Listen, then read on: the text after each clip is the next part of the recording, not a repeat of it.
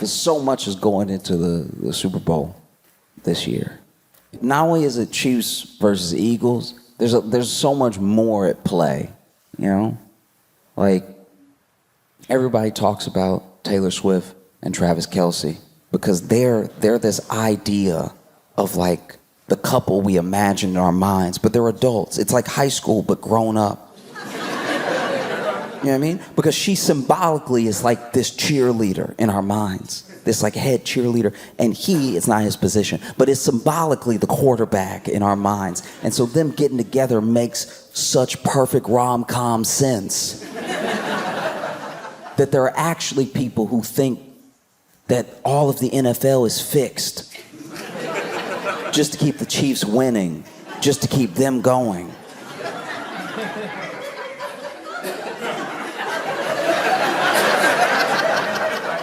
And honestly, you kind of have to give Taylor props. There are people that think she's so powerful.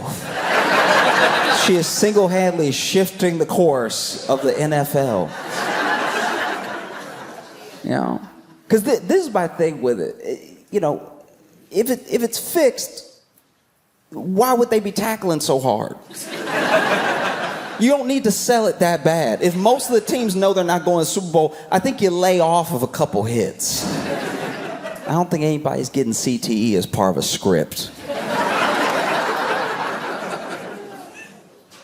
I look at Taylor Swift, I look at what they did to Taylor Swift, especially that part of the season when her and Travis Kelce were just starting to date and they cut to her for no reason. And then people got mad that they were cutting to her. They'd be like, why do you keep cutting to Taylor? But Taylor can't control the camera. Taylor was just trying to eat. And then they cut to her, and then she's doing her best to probably not look annoyed, but also she's genuinely having a good time. She's there with her friends. Yeah, touchdown, yeah, right. But then people are like, why do you keep cutting to her? I don't know. This has never happened before. Cameraman's excited too. They might not even mean to cut to her every time. They're just probably like, man, this is a good play, but I wonder what Taylor's up to.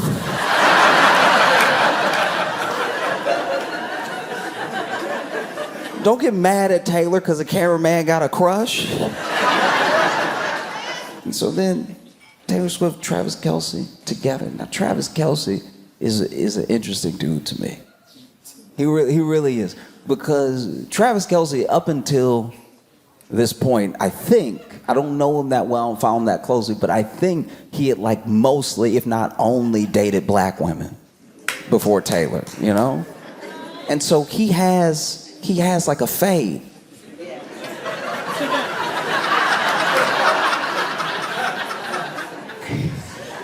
So this dude has a fade, and people were asking him about his fade because he has his platform raised. He was already super popular, but his platform got knocked up a few levels by dating Taylor. There were more eyes on him than ever before. And so then, you know, everyone was asking him about his fade. And then about exactly a year ago, from when I'm speaking right now, they asked him about his fade and what it was like to like invent that look.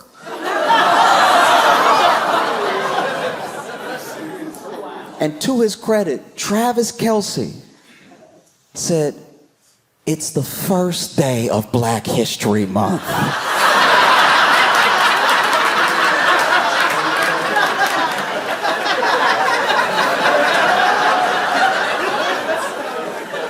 What are you trying to do to me?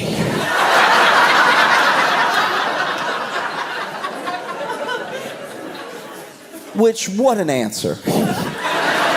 You know what I mean? Like, this is the thing I really didn't think about until that moment, is that if you're like a white dude, right? And something ignorant or even bigoted happens around you. Somebody asks an ignorant question or somebody just says something, right? The expectation, if you're a good guy, is to say something immediately, just really stand up and be like, hey, that's not cool, that's not okay, don't do that, right? You know, just really, you can't even give it a second. You have to be like, hey, stop right there, okay? Hey, Listen here, pal, cut it out. Hey, look, buddy, don't go any further, all right? Gosh darn it, that's racist. Don't you dare, not in my house, not. Nah, get a load of this guy. No way, not today, brother, right? That's the expectation, that you're gonna like notice it, you're gonna catch it, and you're gonna jump on it immediately. And if you don't do that, then you must have been with that thing. That's the assumption, right? But then you're also, and I really didn't give some of my white friends enough credit in this position. If you take too much of a stand, that's also suspicious. You know what I mean? You hear me? Like if something like ignorant happens around you, or an ignorant question gets asked of you, and then you're like, what? No! Racism? Not today!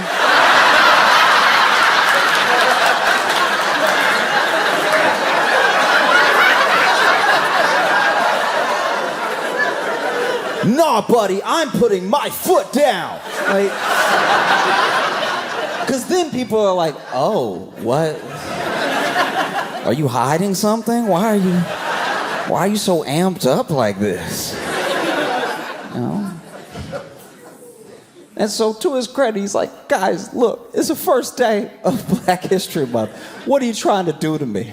All right? I didn't invent that look, okay? I got a barber. He knows how to do the taper. Trim it down in the back, 2 or the 4. But if you want to fade, I know a guy. I know a dude, he's good. You know, he does mine. Travis Kelce's sitting there like, what kind of questions are you asking me? How do y'all not know any black people? You cover the NFL.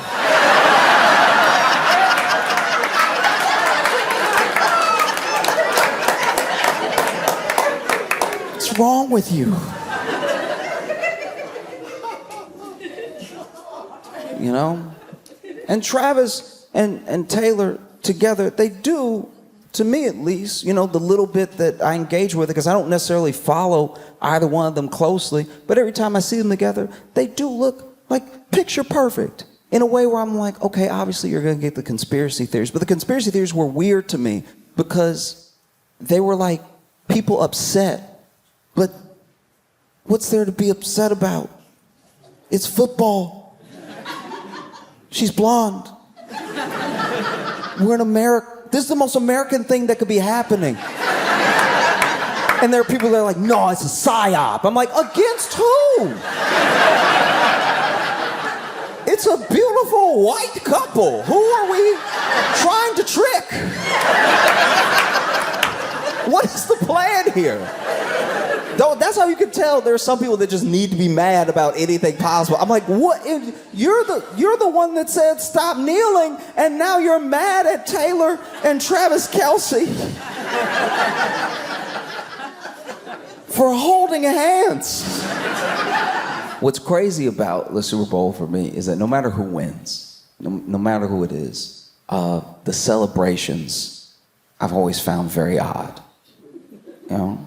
I understand celebrating when you get the touchdown. I love those. I hate it when the NFL tried to like clamp down on any showboat, any celebrations, because you just did one of the hardest things in the world.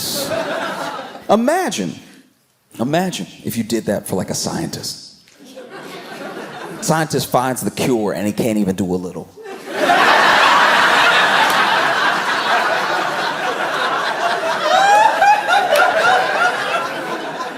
And you're like, Josh, why are you comparing scientists finding cures to players getting a touchdown? I'm telling you right now, they're almost as hard as each other. Because I have some pretty sizable individuals in my family, you know. And I have a cousin, he's 2'11", all muscle. If I wanted to get around him, I'd need something sharp. So trust me when I tell you, if I get around this man and then outrun him and then get a touchdown, I'm hitting it hard. I'm hitting it in his face because it may never happen again. I love like a good touchdown celebration. They spike that ball, and then you see what moves they have because these are big men. These are very big men, so they're not always the most agile. Like, they're good at running, but usually in a straight line. A lot of the times when these players fall, it's falls where, look, I'm not a professional athlete, but I don't tip that easy.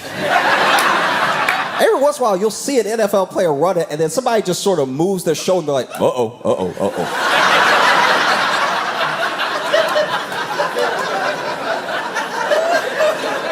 That's my favorite, is when they catch it, and then somebody's too close, and they're like, we going down, all right. No, but when they get in the zone, they've spiked the ball, there's a couple seconds left, and they're allowed to celebrate. This is when you could really do it. And they hit something you didn't even think was possible, you know. Really flowy with it. You know what I mean? They use their hips and stuff. And so, no, that's my favorite. I wish it was even longer. They should get more time to do it, you know? Like, hockey has whole breaks for fights.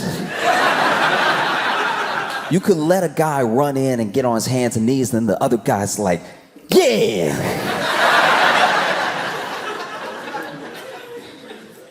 No, I'm telling you, it's a beautiful thing to see them that excited, that happy. This is what they work for. This is what they put their bodies on the line for, and it's why they're in pain most of the time. These dudes retire, and it's not like they can just take an Advil. They just have headaches for the rest of their life. And so in this moment, they did what they came to do. They scored, maybe they won. Let them celebrate, you know? Some of the celebrations I don't get, though. Like, when they win, and they have to throw some sort of liquid on the coach. I feel like we never ask the coach how they feel about it. Because they don't always look excited. It's almost like a requirement that whatever it is has to have some ice.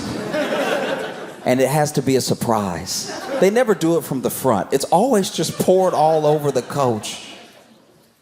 Why is it? They win. They did what they came here to do, and they look at the coach and they're like, yeah, drown him.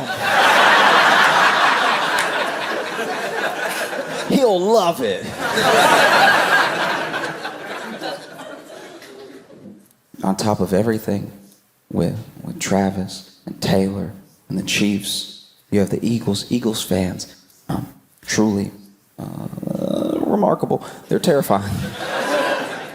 And it doesn't matter who wins, because whichever city wins, this happens every year, every Super Bowl, every Stanley Cup, whichever city wins looks like it's been attacked the next day. Why is it that the winning city looks so busted the day you won? Why are you tearing up your city? The team will win. And then their own fans will go out into the city and cause so much destruction, you would think the other team sent their city. Like, go get them, Kansas City.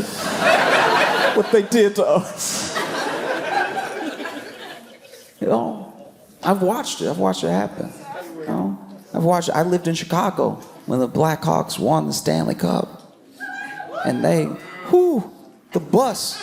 a bus. They were leaving. Everybody's excited. And then there was just like a group think, that's a bus. It shouldn't be right side up.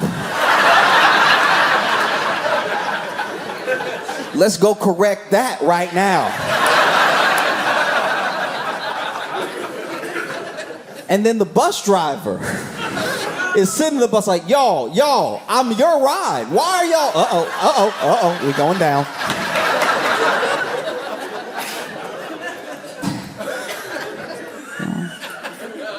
And on top of it all,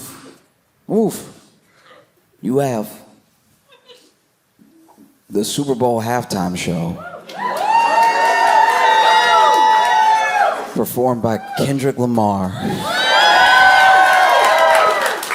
And as far as we know, SZA and potentially some other guests, you know. And this is wild. You know, Kendrick said it about himself, but truly, we're seeing astronomical, historical levels of him being the biggest hater in the world. Fundamental hate. A hater where I pray I never have a hater that plans as well and executes hate so efficiently as Kendrick Lamar. This man hates hate. The level of hate. Okay, so if you are not aware, in the beef between Drake and Kendrick Lamar, the first song that you could say maybe even kicked off the whole thing, some people say it was like that, but some people say it was First Person Shooter. And in First Person Shooter, Drake says, big as the what? Big as the what? Big as the Super Bowl. And I guess Kendrick said, challenge accepted.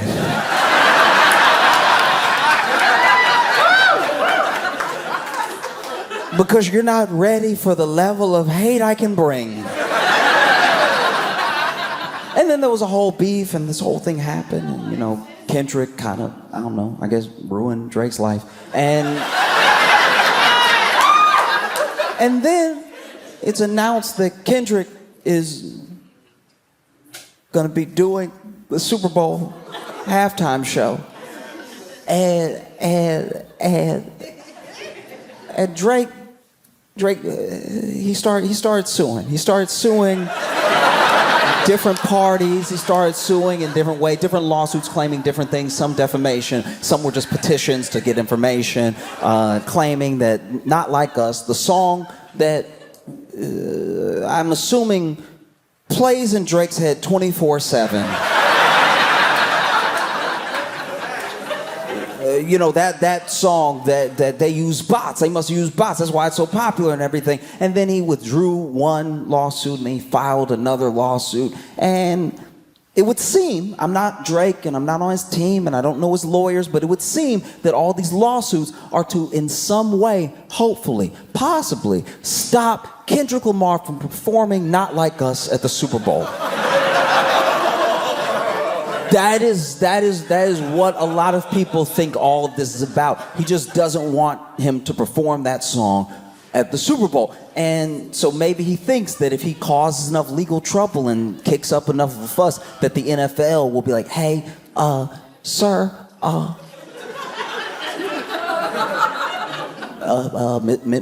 Mr. Lamar, Mr. Morale. I heard it, great album. If you could not do this one, because we just don't want to be involved in any suits and stuff. I think that's what Drake was hoping. And it appears that has not worked, because then a representative for the NFL came out and said Kendrick can do whatever songs he wants, whatever, it's his halftime show. So let him perform, you know what I mean? And that's got to be rough. that must be rough if you're Drake to hear that, because now all Drake can potentially do is sue sound. That's the only thing he hasn't tried. If he comes out and is like, hey, anybody making noise can get it, all right? It's the only thing I can think of. You know what I mean? Because it must be terrifying.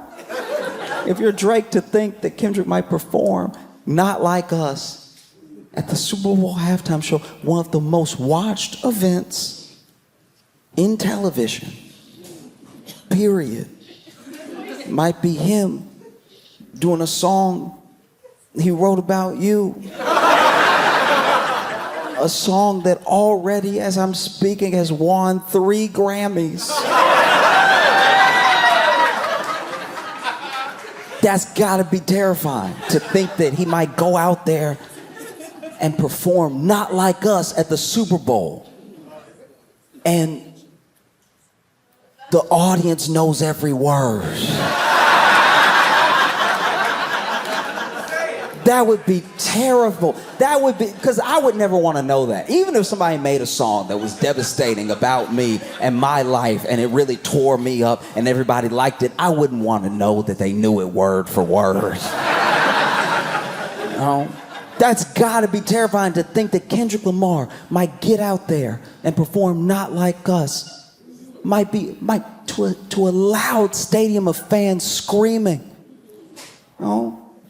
Try and strike a chord, and it's probably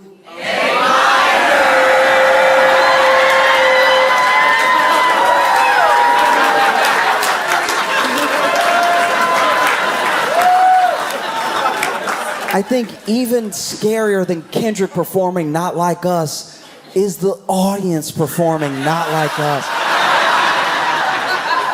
Because honestly, anticipation is enough. That's how real entertainment works, you know? Whether he performs it 17 times or he doesn't perform it at all, it's already met the moment in that way, you know? Everyone kicking up a stink about it is what actually caused it to get so much attention, just to see if he'll do it, you know? I mean, I hope he does it. I kind of hope it's the only thing he does.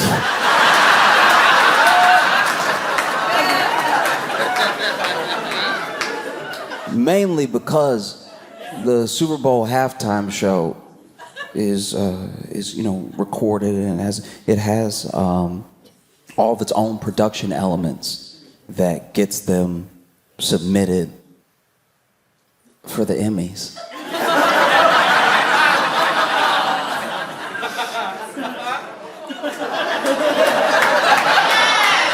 And so there's a chance that this Grammy-winning song might become an Emmy-winning performance.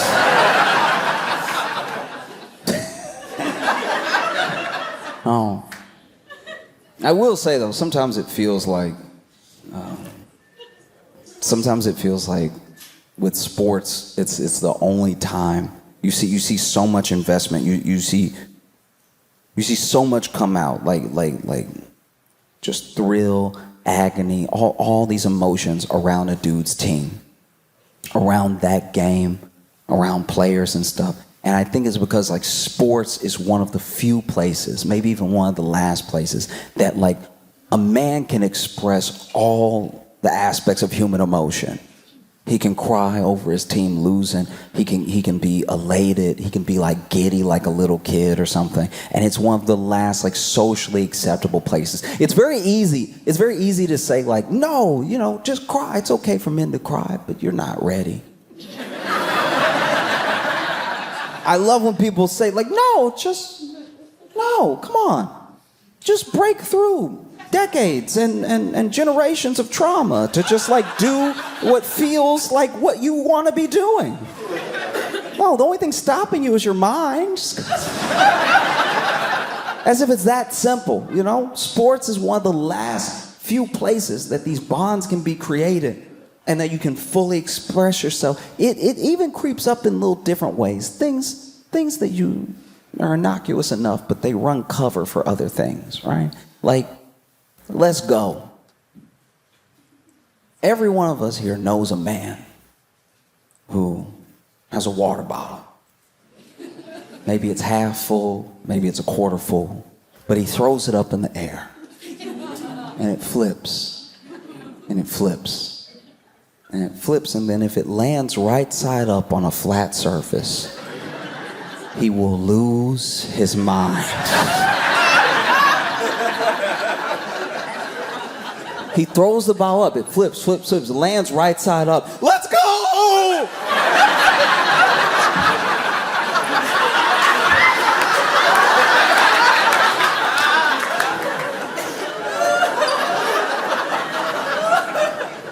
Like, let's go was just invented to run cover for dudes crying.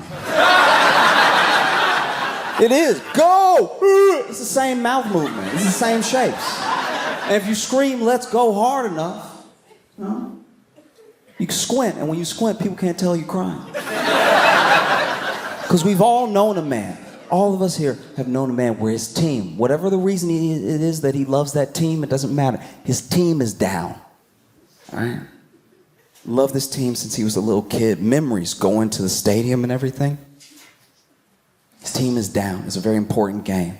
Playoff game. Maybe the game that decides whether or not his team goes to the Super Bowl. This team that he loves, who maybe has never got this far in a long, long time. And they're down with 3 seconds left.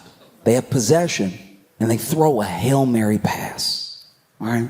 Wide receiver is running for his life as hard as he can. He jumps up in the air, and then by his fingertips, he manages to get control of the ball in the air. He clenches it tight. He lands. Touchdown.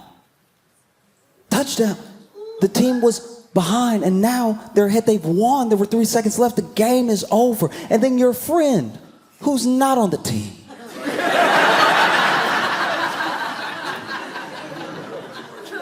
who's not at the game, your friend on his couch pops up in front of the TV. Let's go!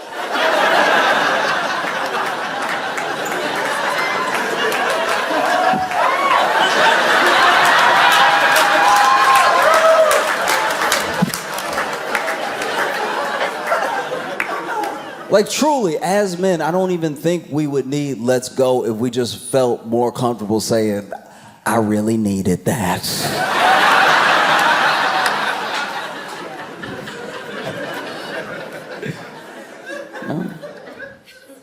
Because I even try now to add more sports analogies in the examples that I make, because I feel like it accesses some people who don't get what I'm saying otherwise. There are people that are truly, we give them a bad rap and everybody makes fun of them and everything, but there are people who are genuinely very, very intelligent. You can tell they're intelligent because they find a game that they love and all the game theory around it and all of the possible combinations of what a play could be go through their head. They can screen a play perfectly, almost like it has the lines that we see on the screen, right? But for them, it's playing out perfectly. They know what's happening next. They know someone's made a mistake as soon as the play starts because they understand the game that much. They just don't ever know why their wife is mad.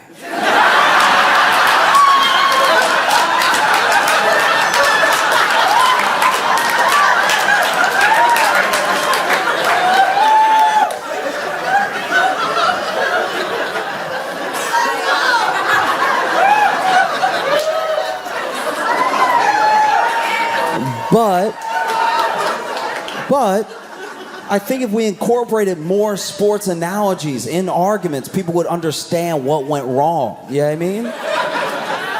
Like maybe you're mad at your boyfriend or your husband because he forgot something. He forgot something that was really important, you know?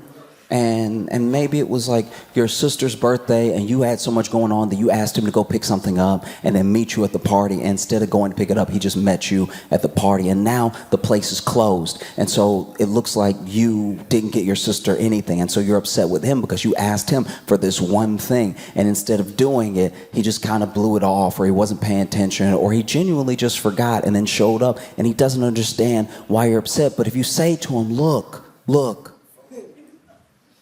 it was fourth quarter.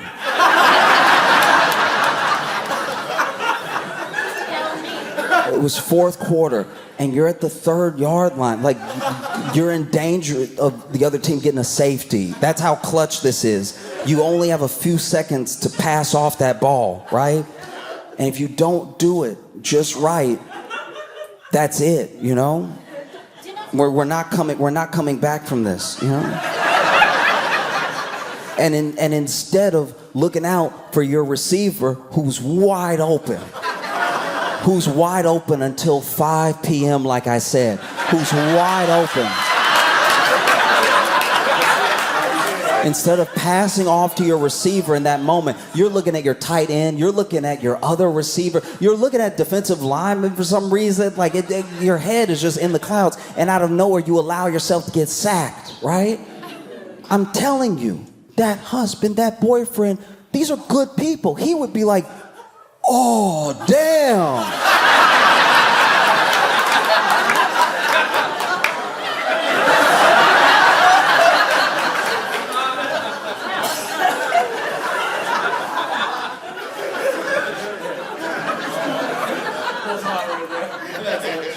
Her present was the receive. Oh. Got you. My bad, baby, my bad. No. Even in instances that people are like insanely divided on, like to the point of threats, to the point of the threat of violence, even in political arguments, if you use some sort of football analogy, sometimes that cuts through, you know? Like if Trump is the quarterback.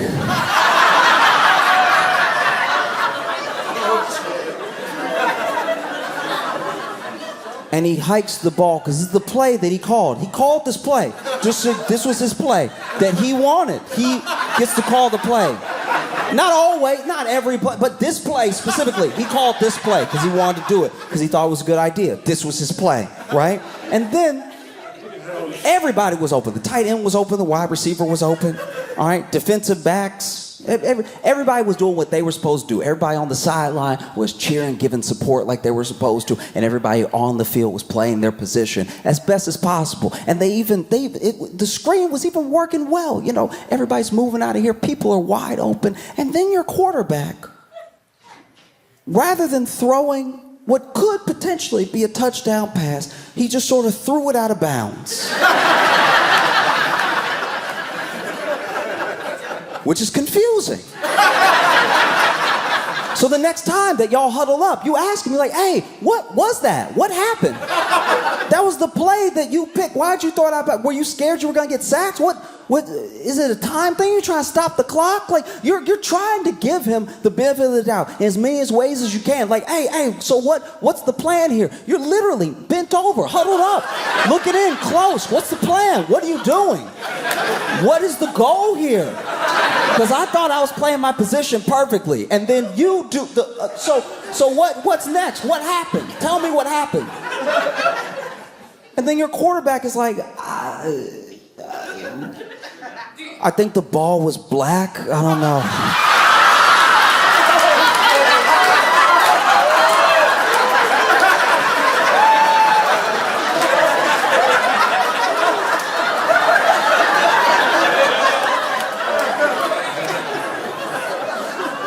You know? I'm just saying, right? I'm just saying that when I tune in to the Super Bowl on Sunday,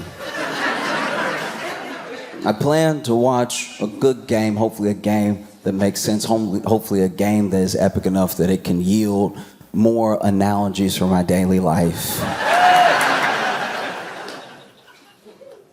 And if Kendrick Lamar performs Not Like Us, I'd be a liar if I didn't tell you that even though I wasn't on stage and I wasn't at the game, I wouldn't pop up off my couch like, let's go!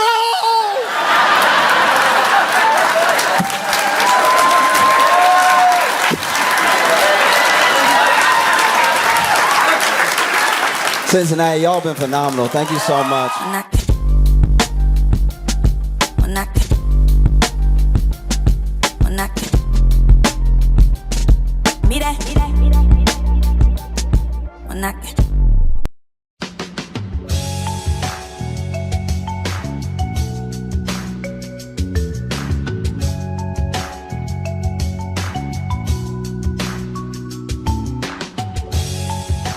Welcome to the Josh Johnson Show. I'm Josh Johnson, joined by my co-host, fellow stand-up comedian Logan Nielsen. Logan, how you doing, buddy?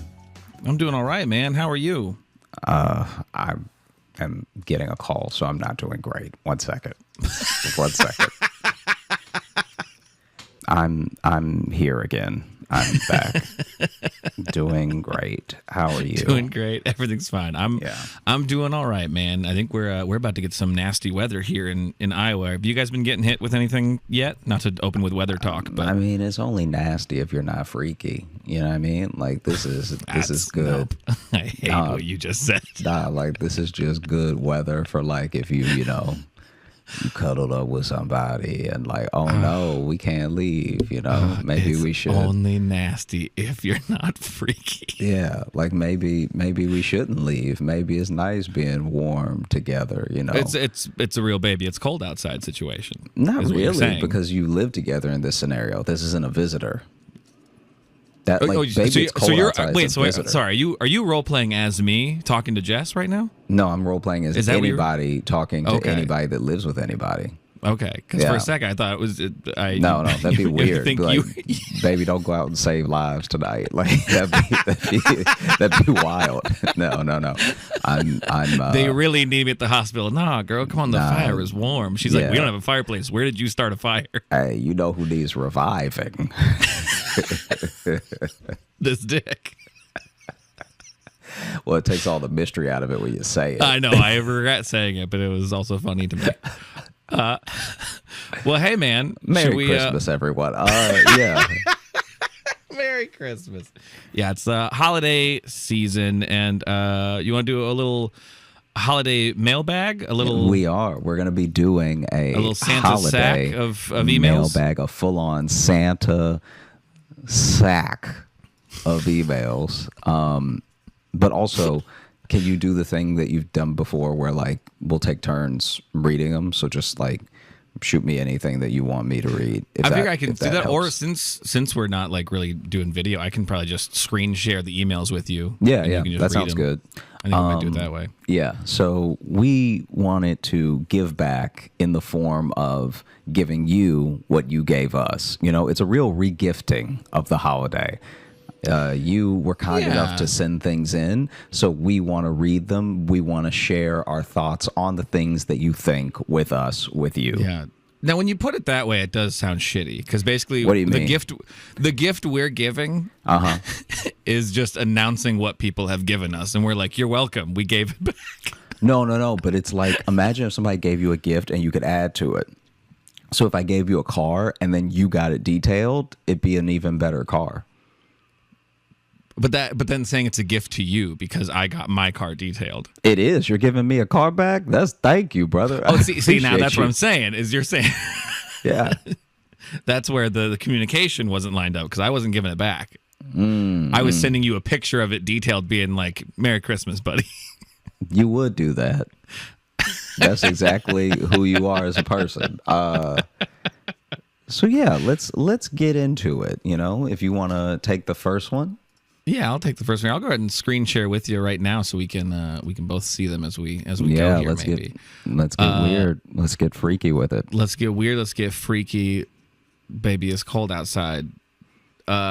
Which one do we want to start with here? I'll start with this one because I've had a couple people mention this to me. But this is from Kiera, and the title is Subreddit for Tiny Town and Squirrels. Now, changing it to Tiny Town instead of Toontown kind of goes, and then Squirrels. So this is an abstract change to both of our nicknames from Toontown Yeah. and Squeaks to Tiny Town and Squirrels, which I don't hate actually. Yeah, I mean, if you'll remember, it actually sounds like our Bizarro forms.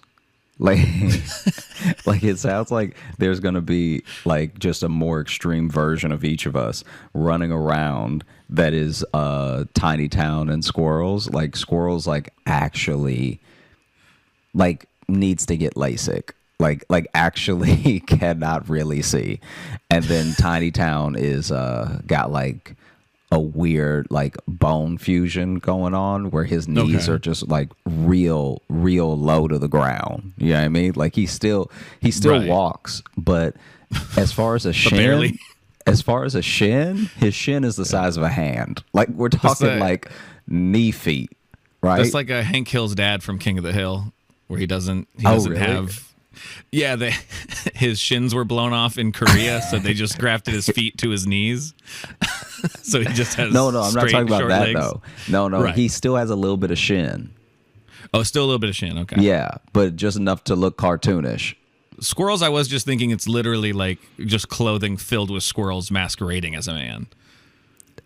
Just a And for the voice box, it's just screams. It's just like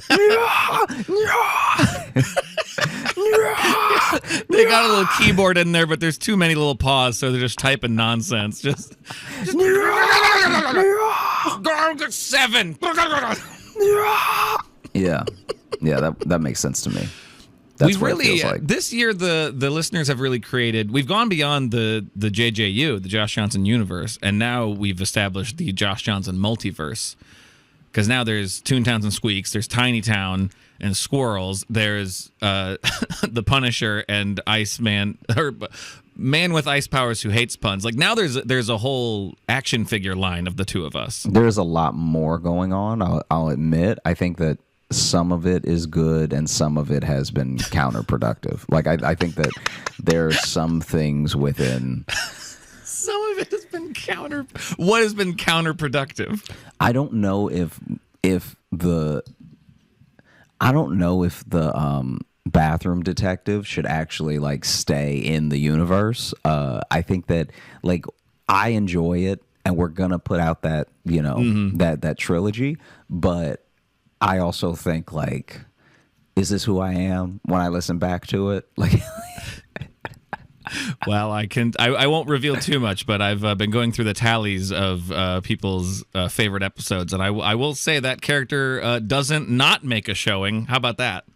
How about that for? yeah. Wow. Yeah, I'm just saying. Yeah. What we have become. We have a lot of enablers out there. Yeah. Incredible. Anyway, sorry. Back to this email from Kiera. Subreddit for Tiny Town and Squirrels. Please, it's so late and like everything is fucking funny. So I typed the subject of the email and of course autocorrect fucked up my words, but made me laugh. So I'm gonna keep it there. So okay, so Tiny Town and Squirrels was actually autocorrect. Hey JLo, I recently made a subreddit for the Josh Johnson Show on Reddit. I got tired of having no one to discuss the show with without sounding not like myself. I mean, I said sorry about your Brain King at a gathering, and the guys thought I was referring to an NFL game. So then they started asking me questions about football. All I wanted to do was drop a dope-ass line from the show, and it turned into me getting questioned about who plays for the insert any football name here, because most men are assholes who want to badger you for knowing anything. That does sound like us. I mean, I'd like to dispute, but I have been around people my whole life. That's the thing. I try my best to not be one of those people, but I know me trying to not be one of those people is because by default we are those people. Yeah, I've tried really hard. I've definitely, you know what it's led me to though? Now I actually don't help people. No, dude, that was Like when like it really mansplaining has was like become a talked thing. about a lot. I got to a point where I was like, I'm not explaining anything to anyone, even if they really want my help. Yeah, it's like it's really not worth it. So I'm just It's not worth now. I mean, I'm sure that they'll figure it out. Yeah. I tend to start with the question of just like, do you want me to tell you? I found just an easy way to avoid that. As someone who had to leave someone who was stuck in a grate, I've stopped helping. Never want to be that guy. Even the email says here, sorry, got sidetracked. Well, so did we. Back to Reddit. While I made the sub, I have no idea how to moderate a Reddit thread, nor do I want to. I think the JLo community, well, the JLo community, I think is something else. Yeah, the JLo, what a mix-up that would be to That get would like be- on oh, a Jennifer man. Lopez subreddit and then be like, man, y'all ever get your brain injured? I'm not saying I want people to do that, but I also want people to do that. I think the JLo community has enough common sense to make the subreddit a living hell since we're not talking about anything outside of the show, and the show itself is far from problematic. Thank you. That being said, I'm hoping this email will be read on the show for the very reason of bringing the JLo community together to laugh at episodes, make inside jokes, and whatever else Redditors do in subreddits. Yeah, I don't understand what people do in subreddits, but I've had a few people send me this saying Yeah. they're like, hey, do you know there's a Reddit for you guys? Yeah. So I would say that maybe, we can give it a shot. I can't make any promises just because of time constraints, but I would definitely be interested in giving it a shot at like hitting up the Reddit every once in a while with a question or Yeah, what I mean? maybe. Like just something. That being said, I feel like, yeah, a lot of our movements are like a Reddit thread to begin with. So, Right. And that's what I'm saying. I don't even know if, like, it's one of those things where it's like, I don't know if we'll get involved with it at all, but I wanted to give it a shout out if someone's trying to create a community for people to get together and talk about the show. I figured may as well shout it out. Yeah. They have a link here, reddit.com/The Josh Johnson Show. So I don't know. We're not in charge of it. We're not moderators, but like, you know, I'm all about our, because we've had people email in trying to be like, hey, can you send me the email to this person that emailed in because they sound cool and I don't feel comfortable doing that. But yeah, that definitely sounds like a setup. That sounds like, yeah, it sounds like it could either go great and make best friends or could be a nightmare. yeah. So this might be a good way for people to voluntarily meet up. Yeah. Wow. But that's all. Thanks for keeping me quietly giggling in public spaces and occasionally scaring my coworkers in office with my loud, sudden laughter. P.S. If you have a favorite subreddit or Reddit type interaction, would love to hear about it. For me, it's the relationship Reddit posts where someone is sharing a minor situation between them and a partner, and people instantly jump to, he is such an abusive piece of shit, you need to live him, over something like, my husband didn't eat all his dinner. I hope people do yoga for reaches that far. All right, bye. Sorry I talked way too much. But yeah, Josh Johnson Show subreddit. Best, Kiera. Thank you for that, Kiera. Thank you so much, Kiera. That means a lot. We appreciate you. And thank you for, starting the subreddit. This could be the beginning of something really beautiful or really terrible. You know? Yeah, and again, we make no promises that we'll check it at all. But yeah, I'm what if it really is like a hellscape? Like as soon as we log on and we get like, oh no, I think the Nazis got to it. Oh no. Oh no. Yes, a lot of frogs in here. Kiera, be a moderator with an iron fist, I think is what we're trying to say here. Best of luck to you. Right. Do you ever get on Reddit at all? I've never really. I don't really understand it. Every time I click on something for Reddit, I'm immediately thrown off by just how it's structured. Yeah, it's the most old man. The way I feel. that it used to be structured, I think there's been a slight change, but the way that was structured when we were in college was big yawn right in the middle of the words. Was like really hard to read. I felt like the only people who enjoy that type of layout are people who can also code. Like, yeah, I just when I would see it in college, when I would even have a link of something that I clicked that took me to Reddit, I would immediately get upset. Like I just hated looking at even the layout of it. And not that it's changed a lot, but maybe it's because the camera quality and all this other stuff has changed with the internet in general, that I feel less annoyed by the look of it. Okay. That makes sense. You see an email here that you want to read? Yeah, we have an email here that the subject line is Hurricane Sandy saved me from a dating app scam, which is already, thank you for this. Thank you so much for this gift. That's quite the setup. Okay. Right. Are you ready? And we can say it's from Maggie. We can say I was going to say that at the end. Okay. Yeah. I usually say who they are at the time. Man, someday you'll understand how I do emails. No, I understand how you do it. I just didn't know if I should do it the way you do it. Yeah, I guess you don't have to, but go ahead. So, are you ready? You all strapped in tight for what may very well be a true car accident of a story. I don't know. I haven't read this one. This one did get selected purely because of the title. Yeah, the fact that a hurricane saved you from anything means something bad was about to happen. All right. Hey, guys. I didn't find out about a secret family via a superstore, but I did catch a dating site scammer. I had just come back from being overseas for over a year. The guy I had been dating here and I weren't talking. Weren't taking off again, at least in my mind. So I thought, hey, I guess I could try one of these sites. I had exactly 4 responses before I ran screaming from it and have never ventured back. This might be long, but not as long and confusing as the toe fetish story, so hang in there.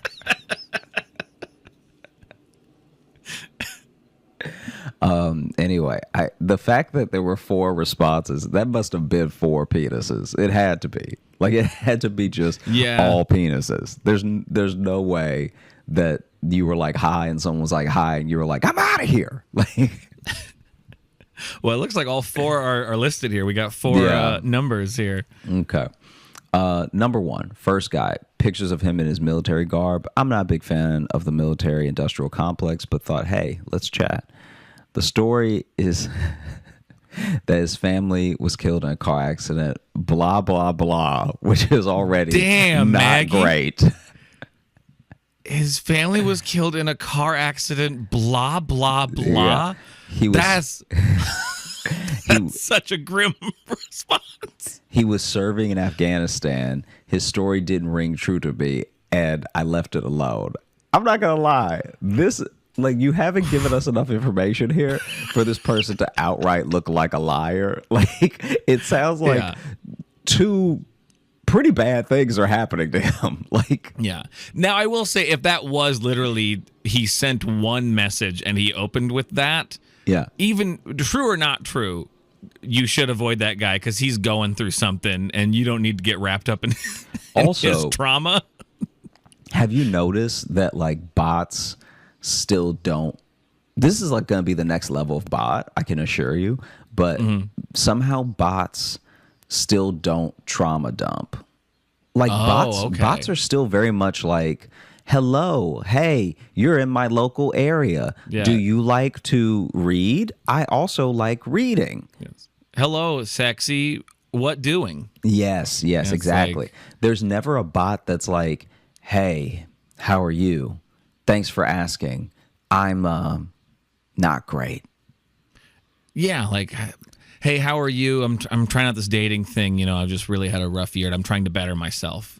Yeah. Like that sounds like a man taking a swing. That sounds like most people. Like, Yeah. imagine if a bot was like, how are you? Nice to meet you. They're all dead. It's like, oh my God. Because bots wouldn't be good at it at first. They're all dead. Yeah. Yeah. Okay. So I've got my eye on you, Mag. The blah blah blah. I mean, if I saw the message, then I'd probably I'm gonna say be on your side, because I'm sure that if you're telling me that 2 very plausible things happened to is lying, they must have told you an outlandish story. That's like I'm hoping the message had a clear red flag to being a scam or a game, but Yeah. If not, blah blah blah. Goddamn. Also, the fact that these are 2 things that do happen to people is like, All right, let's move on. We got 3 more of these dudes. I know, but wow. Second guy, another military one. Are you at a base? Like, did you set your parameters in the app for 2 miles? Okay, second guy, another military one. This guy is in Syria, which was kind of interesting because Syria hadn't gotten all public at the time. And I thought, hey, we chatted. That does say that. I'm not doing that. We chatted. His family was also killed in a car accident, possibly with the other guy's family. Not sure. I was skeptical because his writing didn't seem like what an English speaker would typically write. Certainly not an American English speaker. But then I thought, okay, our public school system sucks. So maybe, though he was a major or something. So again, I thought, we are still just texting via the app. So I ask him where he's from. He says LA. So I say, LA is a big place. Whereabouts? He says Avalon. Well, I'm from California.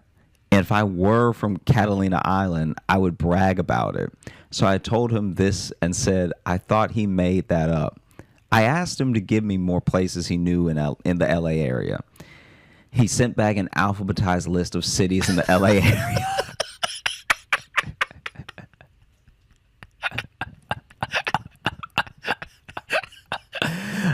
really seeing where the blah blah blah came from now. Yeah. Even my LA friends wouldn't recite cities alphabetically.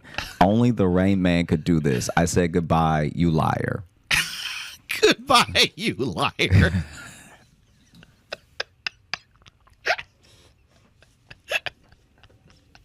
Can you imagine? Going to like an actual speed dating meetup, and when you sit down, the first person is like, "Hi, I'm Bob. My entire family was killed in a car accident, and I am in the 157th." And then you're like, "Oh, okay, that's a lot to hand someone immediately." And then you switch seats, and the next guy's like, "Hi, I'm Chad. My entire family was killed in a car accident." And then you're like, name all the cities you know. Yeah. Just be like, where in Boston are you from? And it's like, oh, well, here's an itemized list of everything I've ever bought in Boston. Goodbye, you liar. All right. Number 3. This is where Hurricane Sandy enters the picture. This guy. God, I forgot. Yeah. It's been a journey so far. This guy is an architect living in New York, but is from Spain. So had that accent thing going in his favor, though sadly not French. I think that's just saying their favorite accent is French, but yeah, someone from Spain living in New York, bringing in French accent is kind of a wild move. Oh, God. Okay. Sadly, not French. Sandy is barreling down on New York, and I express my concern. He is fine. Power's still on. All is good. We talk multiple times over the days of Sandy. He tells me about his son and how they would like to visit me. Dad mentioned his wife died in a car accident.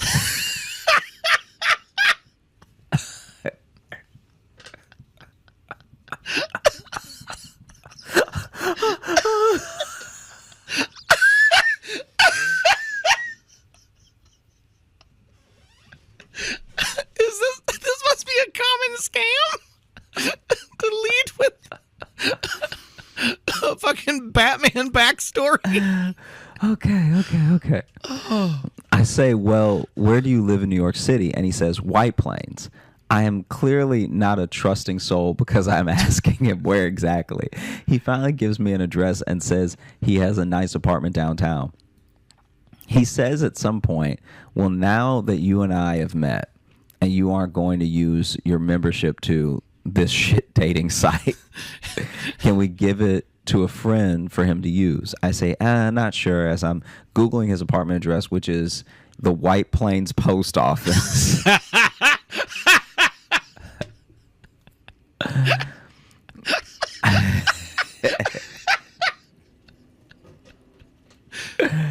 Okay. I tell him I doubt there are nice apartments in the post office. He says there are. Well, you know what? Good recovery. Yeah. If he had been smart, he would have said, oh, no, that's where I get my mail. But instead, he insisted he lived there. Or at least say above. There's apartments like above you know what I mean? Yeah. Because that can happen, I think. But and he circles back to the idea of me giving my account information to him for his friend. I say, sorry, see you, liar. Okay, number 4. As I am recovering from that, I notice someone has waved or winked at me on the app. I look, and it is my ex. oh, Now I am calling him my ex, but he didn't really know it yet. But he is on the app, too. Over and out. Membership canceled. Miss Maggie. You know what this whole thing feels like? what was that? When you really need a ride home, right? Mm-hmm. And Yeah. so you open Uber, and Uber is surging. It's like $50 for what you know is a $20 ride. Oh, yeah. Then you're like, okay, let me just check Lyft. But Lyft, you go to Lyft, and Lyft is $60. And so then you go back to Uber, and then Uber's like, well, we meet again. Yeah. It's $70 now. And every driver that you get connected with in their bio, it just says, my family is dead. And then you try to hail a cab, and the cabbie is like, hey, my meter broke, is $80. And then you're like, is there no way that I'm going to get home? And then you see your ex wave at you. Parked across the street, winking. Yeah, yeah. Wow. And then you're like, I don't think I'm ever going to get in a car again. I think I'm on my bike from here on out. I think I'm done with cars. I think I'm out. Here's a short one. This is so remember I can't remember if it was last week or a couple weeks ago, but about the the manager at work named Richard Balls. Yeah. So we got another response from the same person. I think we'd left the name off last time because they were talking about being high and talking about their manager. This one just says, "Hey, just listen to the new episode where you talk about a person named Dick Balls. Well, I work at a hotel, and I had to check in a guest that was named Richard Balls. Richard shortens to Dick, so I had to hold back laughter while looking this man in the eyes and say, 'Enjoy your stay, Mr. Balls.'"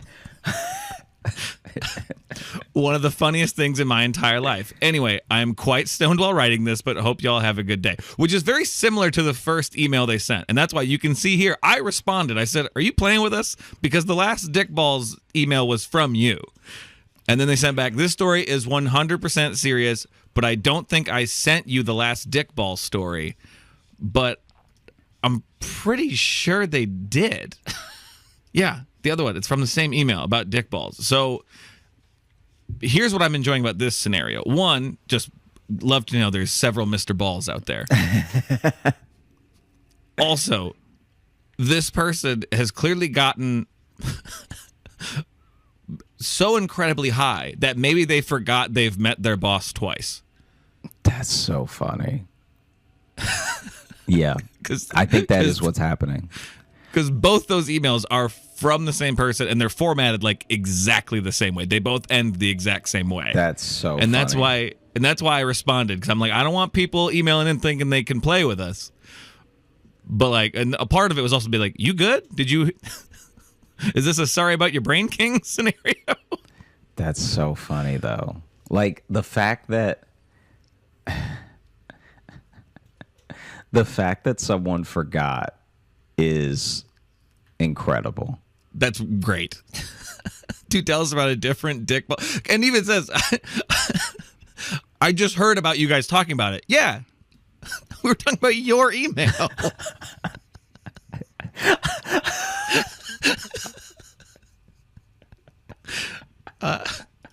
Speaking of weed, here's another short one. This is from Melissa, and I just like this one because it says, "Hey guys, y'all sure Josh doesn't smoke weed? Because he just asked, do you think teeth talk to each other?"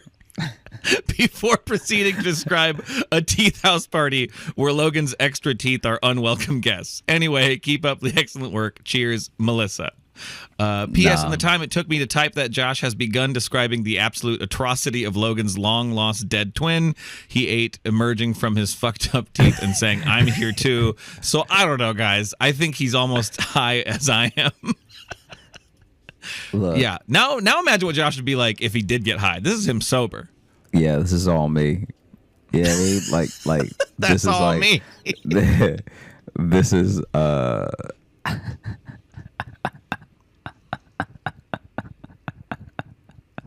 this is like, you know, like when someone's like, "Wow, are you on steroids?" And it's like, "Nah, I'm all natty, baby." Like, Yeah. No. this is my just natural genetic brains. insanity. Okay. You're welcome for my brain, Yeah. kings. I don't let nothing get in, right? Like nothing that's not already decided that is good stuff. None of that gets in there. I only let the good juices in. You know what I'm saying? I feel that. You know what I mean? Do you see one here you want to read? Okay, let's see. Oh, we haven't heard from Fat Rob in a while. Here we go. Okay, this is our old friend, Yeah, Fat Rob. It's been a while. Yeah. I had the privilege, nay, the honor, of visiting New York this week. I was honestly unsure how I would like it, but I absolutely fell in love with the energy of the city, the natural hum, truly like nothing I've ever experienced. The sheer magnitude of it's breathtaking. I was there cooking at the Food and Wine Festival. Fortunately for me, I had plenty of time to do a little sightseeing. I'm a nervous flyer, but I had you guys in my ears the whole time, keeping me calm. I appreciate it, fellas. When I come back, definitely going to catch a show. Thanks again. Oh, thank you, Rob. Yeah, I thought that was just a nice little email. Just like, hey, I went to New York. It was Yeah, nice. That's cool. And I'm going to counter that with an email here from Blobfish, who has emailed us before. Okay. And this one is titled "In Los Angeles for the First Time," and it starts with "Don't like it." Pause.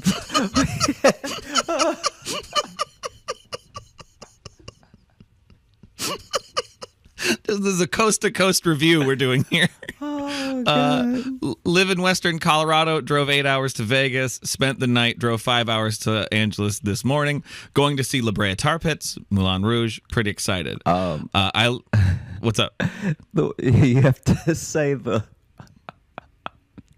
don't like it. Pause for humor. Pause for humor. I was just taking the pause, but yeah. I like birds. God. I like birds, so I'm happy to see all the different birds. Spotted a mitterd or mitred, M-I-T-R-E-D, mitred. I'm not sure how to pronounce parakeet, which is uncommon. Might have been a red masked parakeet, which is rare, and a vagrant species, so they came here by accident, adding on to it. I like a little bird fact in there. But the city itself, too cramped. I live in a small town by comparison, so I don't like how cramped everything is. LA's never really felt cramped to me. If anything, LA's a little too spread out for my liking. Things could be closer together.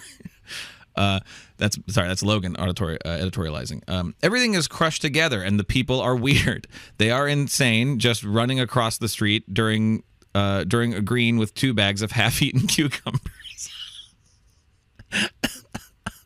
I like that this is being clearly judging the whole city based on one guy carrying cucumbers. Whoa, what'd you do? I dropped something. Sorry. Oh, okay. God. Okay. Sorry, I didn't mean to do that. That's okay. Also, why is everything so hilly? Well, okay, this is kind of a little nitpicky about geography here. Again, Colorado, surrounded by mountains. I live in a valley, but just it is a hill. The roads are The roads are also giant, bigger than Denver, and just so overdone in every day they can imagine. Phoenix and Las Vegas really rely on U-turns to get places. Los Angeles require a full 10-lane crossing. That crossing is underneath another 10-lane street. By the way, we Uber around. They know the city. This is how it is. It's insane.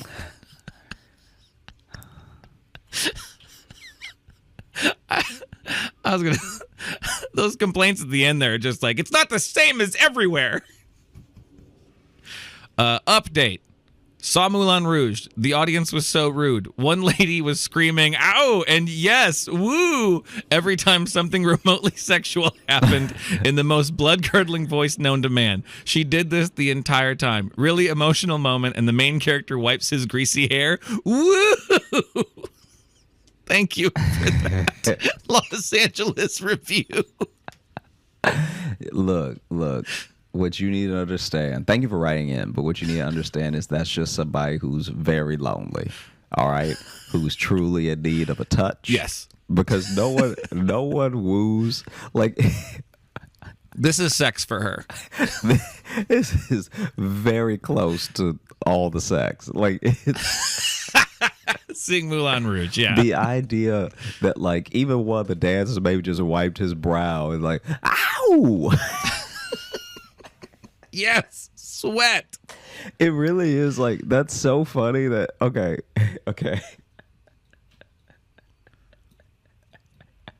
I feel like we finally found one of the attributes of like a perverted auntie, because we all know like a perverted uncle. Perverted uncles are out here making those like low noises, like like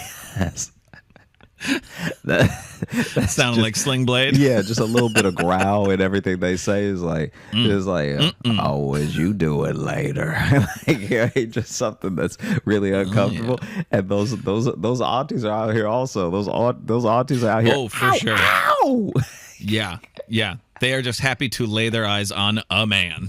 Wow. You know those people who actually be reading the romance novel outside, like. Yeah, yeah. I mean, there was one time. Reading their smut on the bus. There was one time that I was on the bus in Chicago, and this woman this middle-aged woman was reading a romance novel, and I'm not even kidding. She was reading, and like nobody else was there, she touched her chest, like.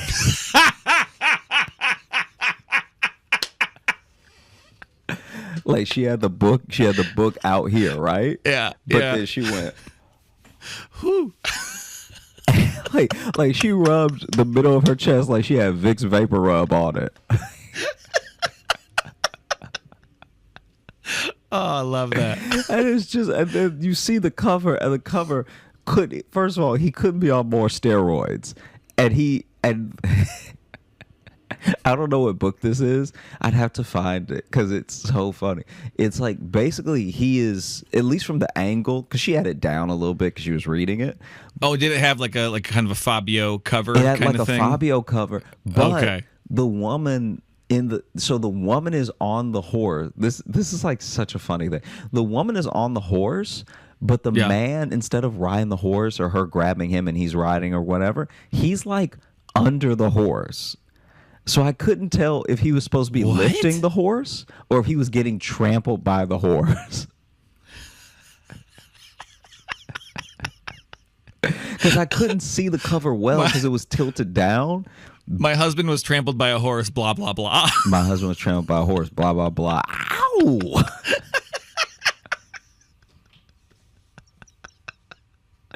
Ow, ow! Woo! Yeah.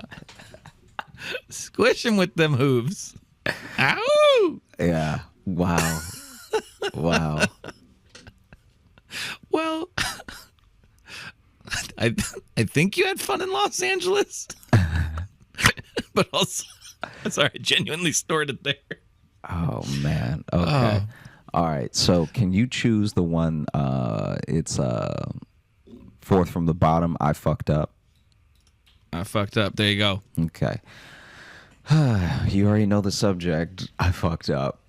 Dear Toontown Squeaks, I've been listening to the show since the beginning and have always thought about sending in an email, but never knew what to say until now.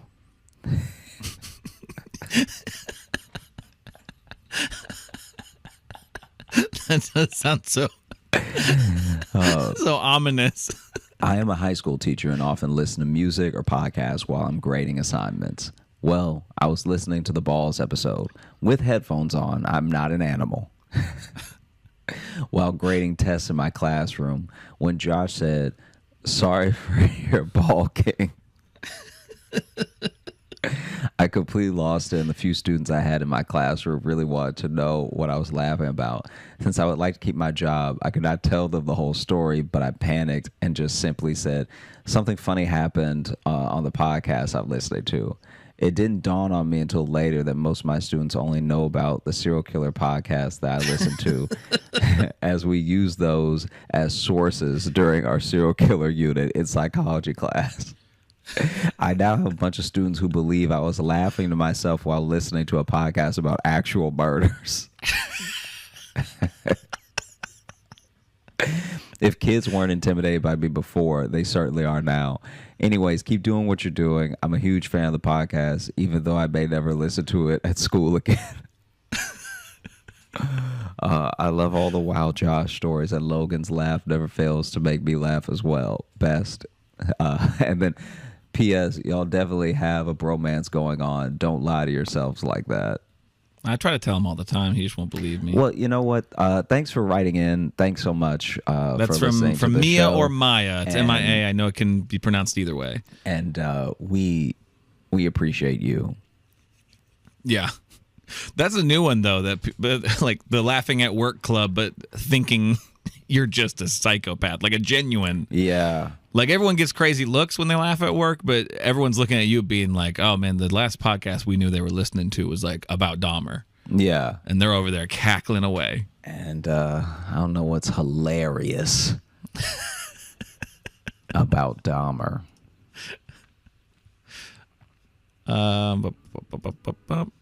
Oh, I like this one here.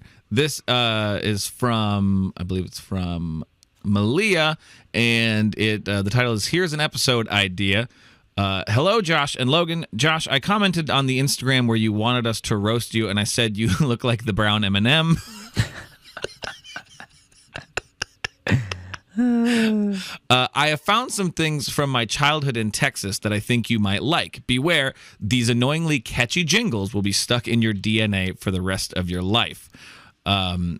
I'll read the rest of the email and then we'll get to that thing. Anyhow, love the show. My favorite episodes are Say Something Dummy and the episode about the creamer. I'm also an avid creamer drinker, but I water it down with milk. That's Yeah. the most insane shit I have ever heard. What are you talking about? What are you talking about? Watering down. I watered down the dairy you with gotta some cut dairy. It. You can't have it pure. You got to cut it. You do. Huh? You drink it pure. I wouldn't necessarily drink it. We don't know what that was. All right. Yeah, we do. No, You remember don't that. get to try to retcon the show like you didn't. Remember that. creamer. Remember that though. We never fully Remember figured what? out. We never fully figured out what exactly Yes, you did. it Your was. roommate came in and said you guys are drinking creamer. You just gonna take her word for it. You weren't even there when she You said. took her word for it. Look. You told me. Look, jury is still out. Okay. Shut up. You're a fool. Shut up. No, you're a fool. You're a fucking fool. You Shut up. are a fool, Shut up. and you Shut up, always fool. have been. Shut up, all you right? fool. You will be. Anyhow, a hope you fool enjoy. until Shut up, your fool. Shut up, you last fool. Day. Fool. I am trying to read. You are a Shut the fuck up. fool. Shut up. Fool. Anyhow, hope you enjoy these jingles. Maybe you can react to them on the show or something like that. And I just like they go, bye. From Malia. I won't play all of them. I'm going to play one for you just because this takes me back to some stuff from like my childhood too. We didn't have this one. I don't know if you'll be able to hear it. I hope you will. Okay, fool. You're a fool. You're a fool.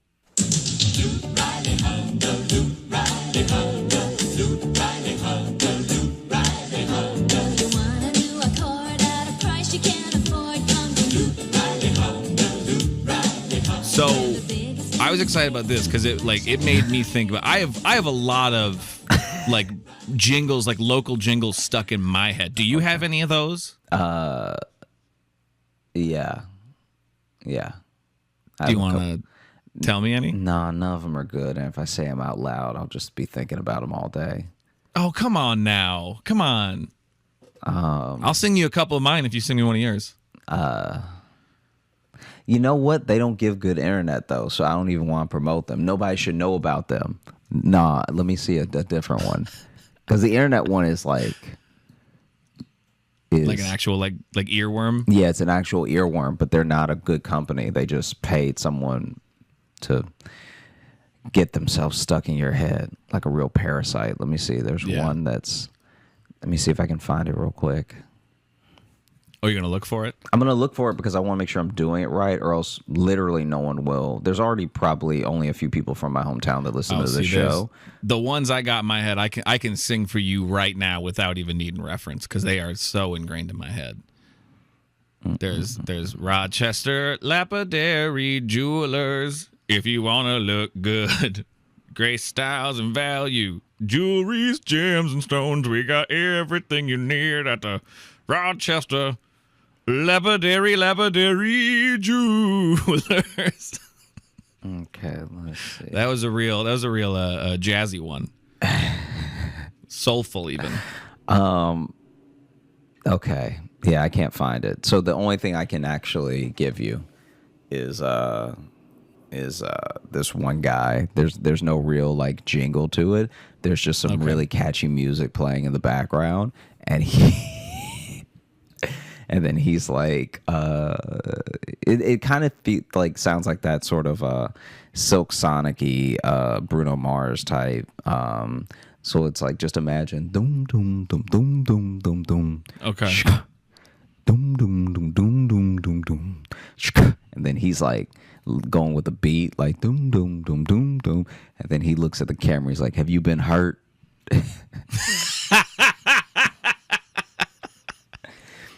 And then they're still going doom doom doom doom doom doom doom. He's like, "It wasn't your fault." Doom doom doom doom doom. So yours is kind of a slam poetry Yeah, yeah. ad, not so much a jingle, but Yeah, I think he was trying to. It ended up being slam poetry because he couldn't sing and couldn't really stay with the beat. But it ended up being a little bit of an R&B attempt. Okay, gotcha. We also had Universal Marine and RV was another one. And it was imagine yourself having fun and feeling free. Universal Marine and RV, and it was for boat. It was boat and camper rentals.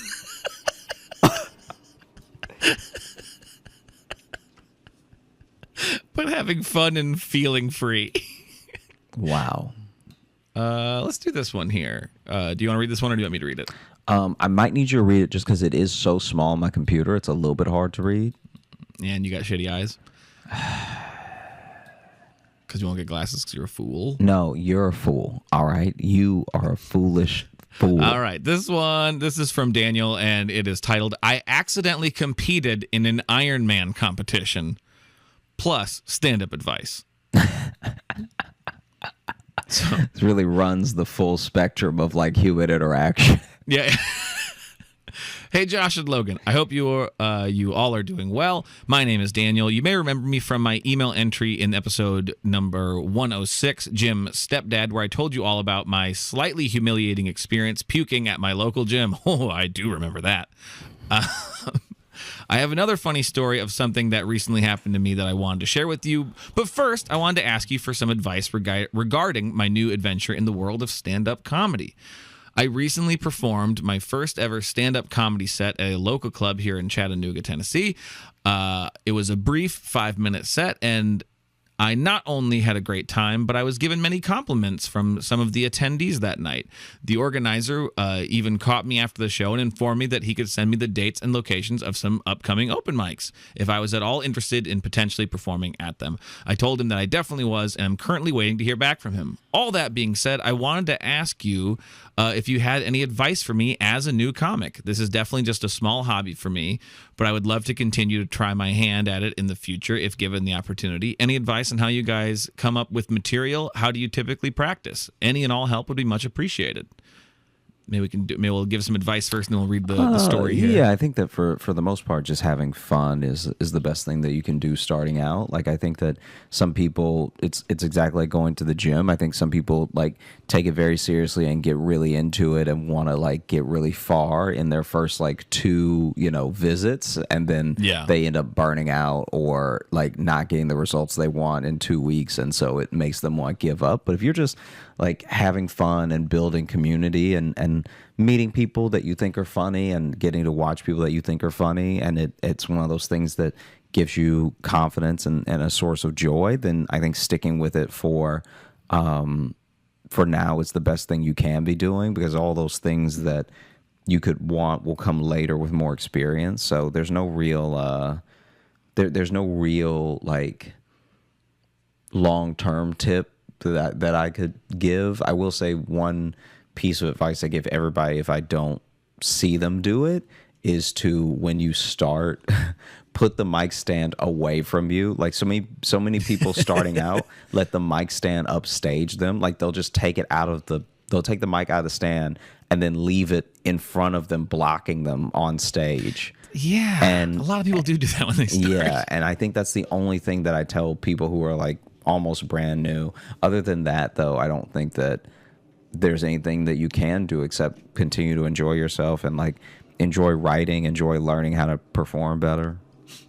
Yeah, I mean, you've already done the hardest thing, which is start. Like that's what keeps a lot of people from doing it at all, is literally just signing up that first time. Because we both met a lot of people who are just like, oh, I want to do stand-up. And I always say, okay, go do it then. And then they don't, because that's the hard part. So you got that. And I'm glad it went well. One of your next times is not going to go well. Within like those first like 5 times you do it, one of them hurts very badly.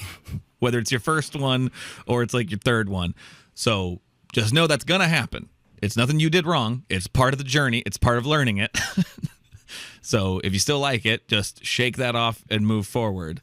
And then I think just, for writing, like for me, when I started out, when I was brand new, I literally just had a little notebook with me and I made myself just write down 3 thoughts a day. Even if they weren't funny, even if they never became anything, I just made myself write them down, which just got me better at not only just creating a collection of stuff, but also it made me better at being choosy about what I wanted to talk about by just the nature of constantly writing down ideas. So it's not even like generating good material, good stories. It was just like, oh, I have a fleeting thought that maybe is a bit. I'm just going to write it down. And then I just would make sure I'd write down 3 a day. And that's how I generate material. How did you do it in the beginning when you started out? I really would just like go off of experiences that I had, or like I try to like flush out an idea.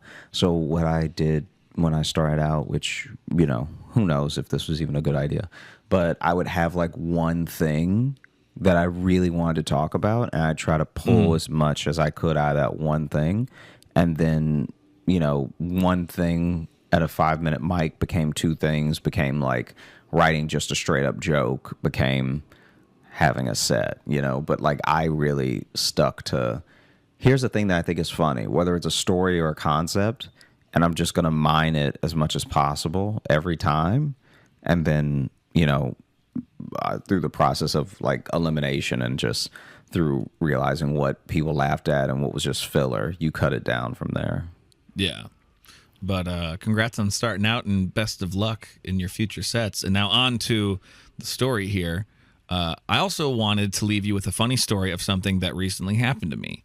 Over the weekend, there was an Ironman competition here in Chattanooga, Tennessee. On Sunday, I decided to go for a run in the afternoon, as I had been inside for most of the day and wanted to get out for a bit.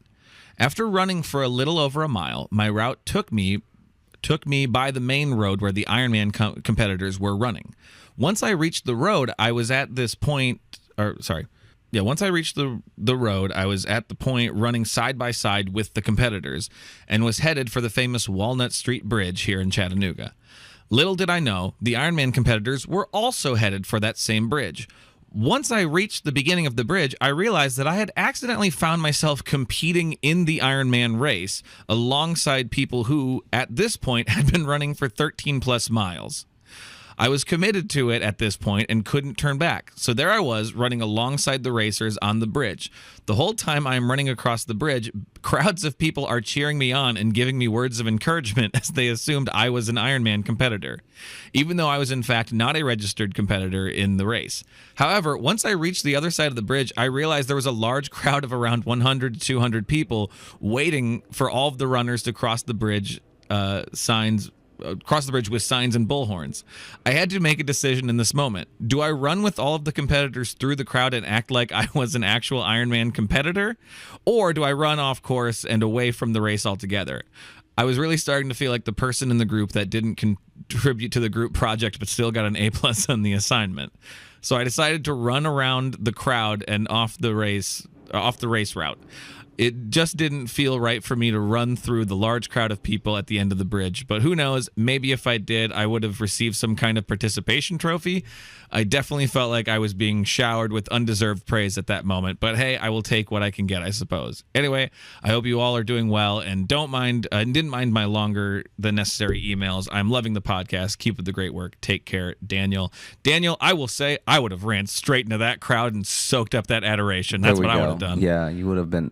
It would have been so funny if you had run through and then you were really like talking shit as you cross, like oh, you look. You guys are winded. I'm still feeling great. Y'all look a little dehydrated, if you ask me. I was hoping, I knew it wasn't going to lead to this because it's too cartoony, but the idea of accidentally competing in an Ironman competition, I met up with them at the bridge, and then suddenly here I am on a bike. Yeah, because this is the thing. If you're not supposed to be in it at all, because I told you about we did an episode about the marathon stolen valor, right? Yes, we've talked about that. Yeah, it's like if you manage to get in one of those things, they only have so many bikes and stuff for the people competing. So you could steal someone's spot. But I think even the other competitors at a certain point would be like, why doesn't that guy have a number on his chest? Yeah. Or you're on the bike and then you're swimming and you're just exhausted. You're like, I don't want to be doing this. I didn't mean to do this. Yeah. someone in an Ironman competition by duress, just like on a bike. Like I didn't want to. I have places to be. I mean, I can't honestly, do this right now. When you start reading the story, I thought that he was going to compete out of pressure because the people in the beginning thought he was part of it, so then he just stayed in it. No, Daniel sounds too nice. He Yeah. sounds. Here's the thing, Daniel. From this story, it sounds like you're polite and very sure of yourself. So you're like, I'll just get out of here. I'm not gonna let the pressures of the race control me. So you sound mentally healthy, but I would have loved it if you were just like, yeah. Then I ran in there and I got a medal. I got a medal. I think some guy drowned.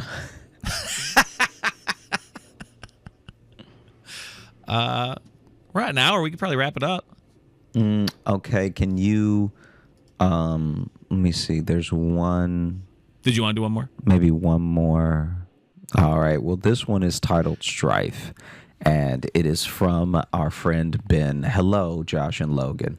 Logan, how do you feel when Josh responds to your story with, "That's so funny," and immediately moves on to a new topic? Do you think he actually thinks what you said was funny? Also, I wanted to share a couple of stories from high school. Every day while driving. Didn't even let me answer. Just moved right on. Oh, yeah. That's how little he cares about what I think. think. Do you think that you're being funny when I say that's funny?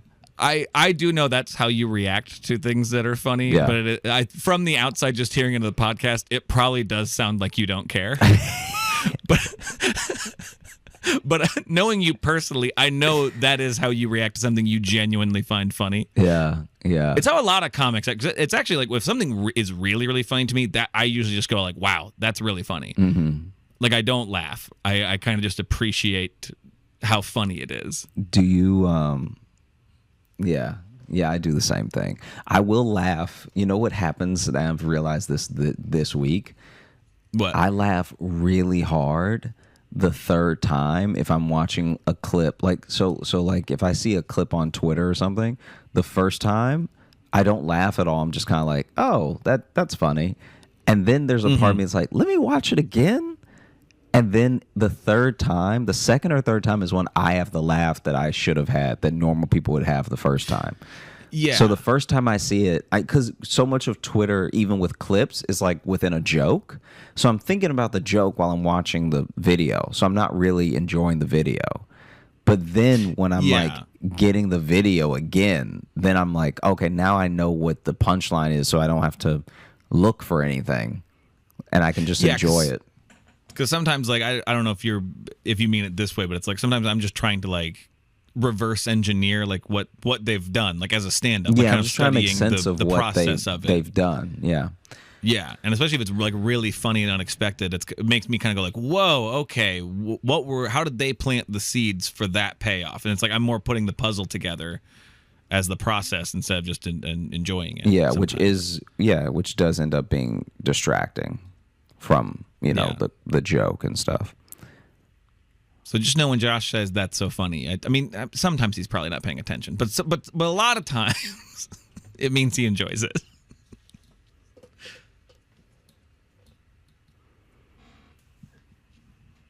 Hello? Yeah.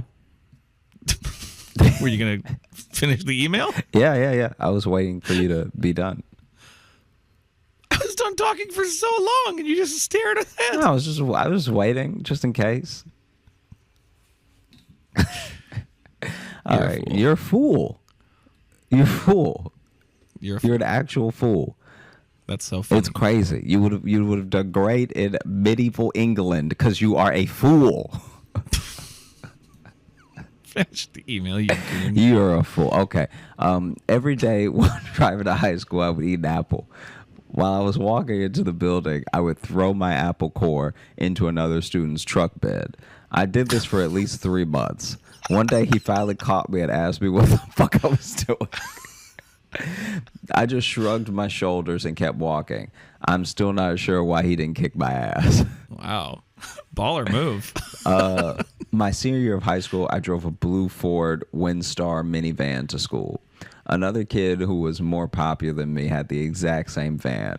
At the end of the year, the popular girls at the school would go out in the parking lot and write things on the windows of other seniors' cars. They mistook his van for my van, so I walked out of school to see "We love you, Eric" written on the windows of my van.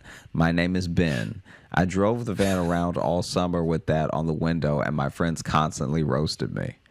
I love the show, but people act like you guys won a Nobel Peace Prize when they compliment the show during the mailbag session. So I'll just say, good job. Thanks, Ben.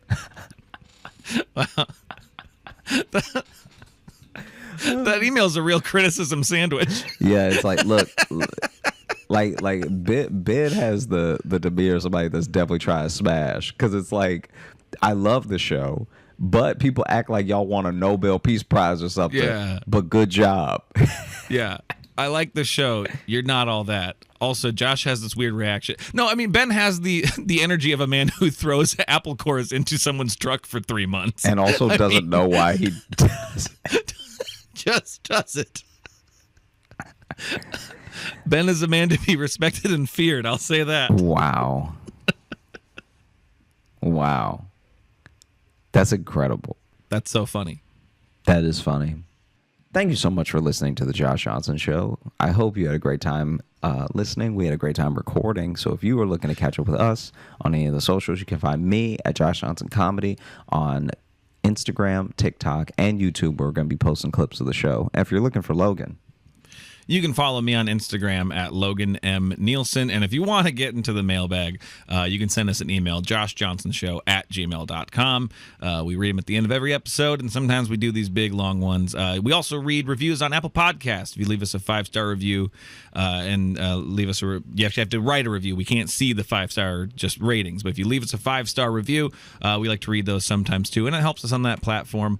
And if you want more of us, we got bonus stuff over on Patreon, patreon.com/Josh Johnson Show. We've got bonus shows we do there where we debate stuff, where I, prove how big of a fool Josh is. you're a fool.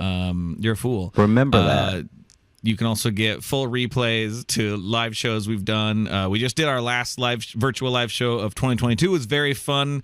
I think this one was genuinely unhinged. So I'm I'm excited and concerned to see what happens in 2023 at the virtual live show, because it was a dark holiday episode. I will say that.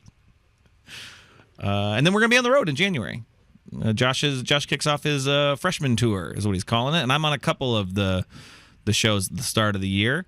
So all that stuff and all the links down below and all that jazz. Come see us. Yeah, and have a great rest of the week, into the weekend, into the holiday.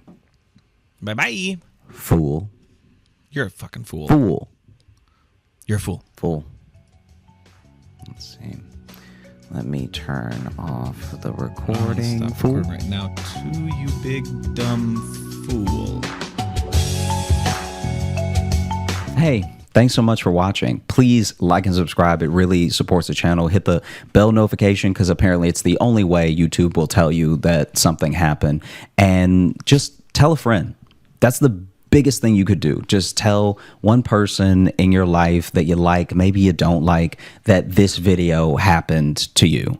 We release the podcast every Thursday on all the podcast apps, so you should find us there and subscribe on those and comment and leave reviews and whatever on all of them. And also, if you want bonus stuff, you can join our Patreon, patreon.com/Josh Johnson Show. We have bonus podcasts and videos and stuff there, and we'd love to see you.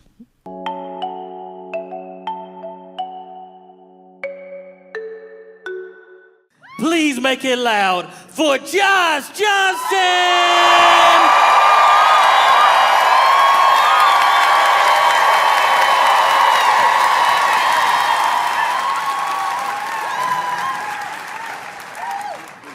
I love being in Seattle. It's dope here, feels like if Brooklyn had mountains.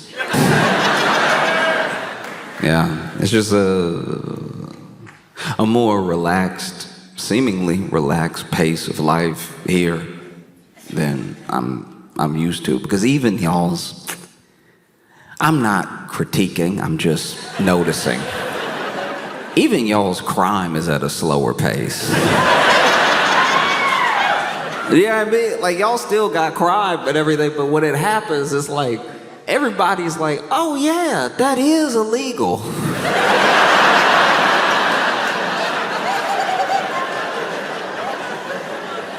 This didn't happen this time, but years ago, I was in Seattle and I saw, it was a very confusing sight. I don't know what I saw, but what it looked like from the outside, looking in Brooklyn to Seattle, what it looked like was this woman's purse had been stolen.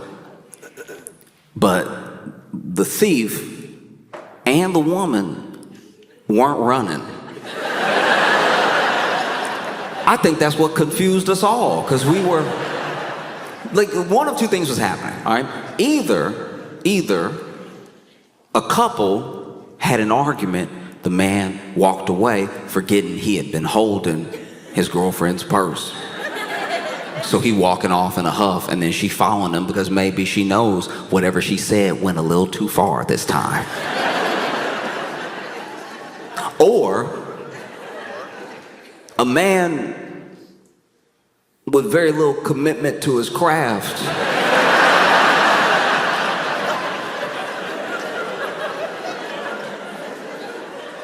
stole a woman's purse and then casually walked off. And then a woman who must not care about the purse decided, I'll go get it. It was so confusing because the man was walking, and he was walking like casually. He's just walking, holding the purse, but just walking. And then the woman behind him is like, hey, hey, hey.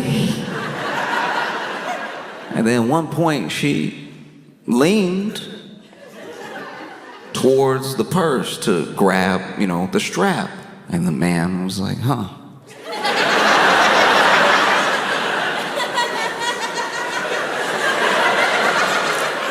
That's when I had to reassess the whole situation. Because what if it was not this woman's purse? What if this woman is the lazy thief? What if this man is just trying to have a day out with his purse, and this woman who likes the purse is like, I would like to have that, and I don't plan on paying or running. And they just continue like that down the street. Hey, hey, hey. I watched them do this into the distance.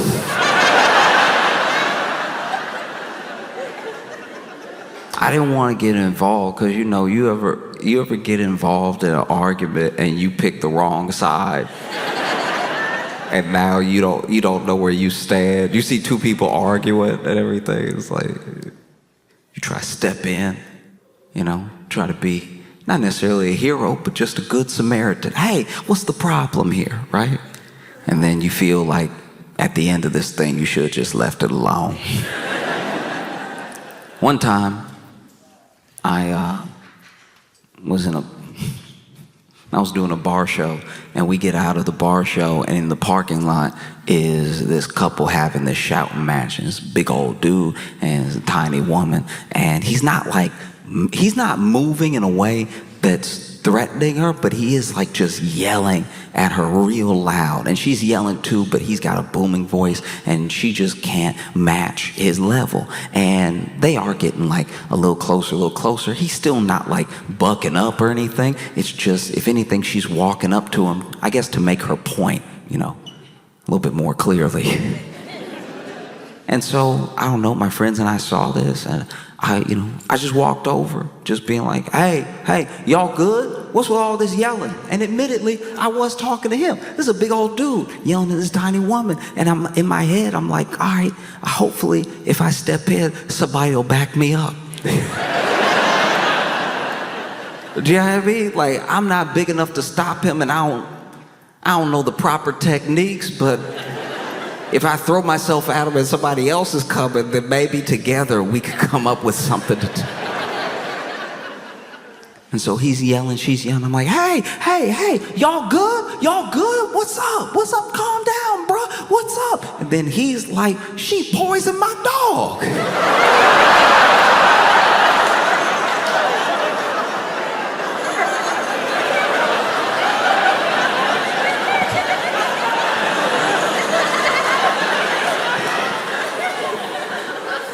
Because I had everybody looking at me from when I said, I'm gonna go say something.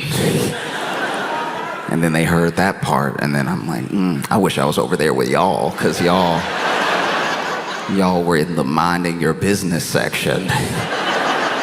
That looks like a better section to be in. And I didn't know what to do, because I don't know what their history is, but if the most recent thing that has happened is the poisoning of the dog, if the only thing that has happened is the poisoning of the dog, I think he might be in the right to raise his voice, to have a little volume, you know? I don't know the condition of the dog. And so he says that to me, and in the moment, they had both stopped yelling. They were both looking at me. And then the people who I left, my friends from the show, were also looking at me. And in my head, I'm like, well, this really shouldn't be on me. Like that's crazy. I came over to diffuse the situation, and then I became diffused. And so I'm like, hey, what's going on? What's going on? She poisoned my dog. And then everybody's just staring. And so I'm looking at my friends, and I turn back to those two, and I go from looking at him to looking at her, and I go, stop it.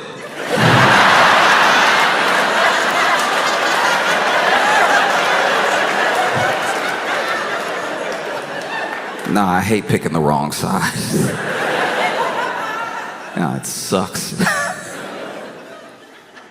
I've been watching the news, and I can't help but be taken aback what's going on between people and the companies that these people buy from. You know, Target.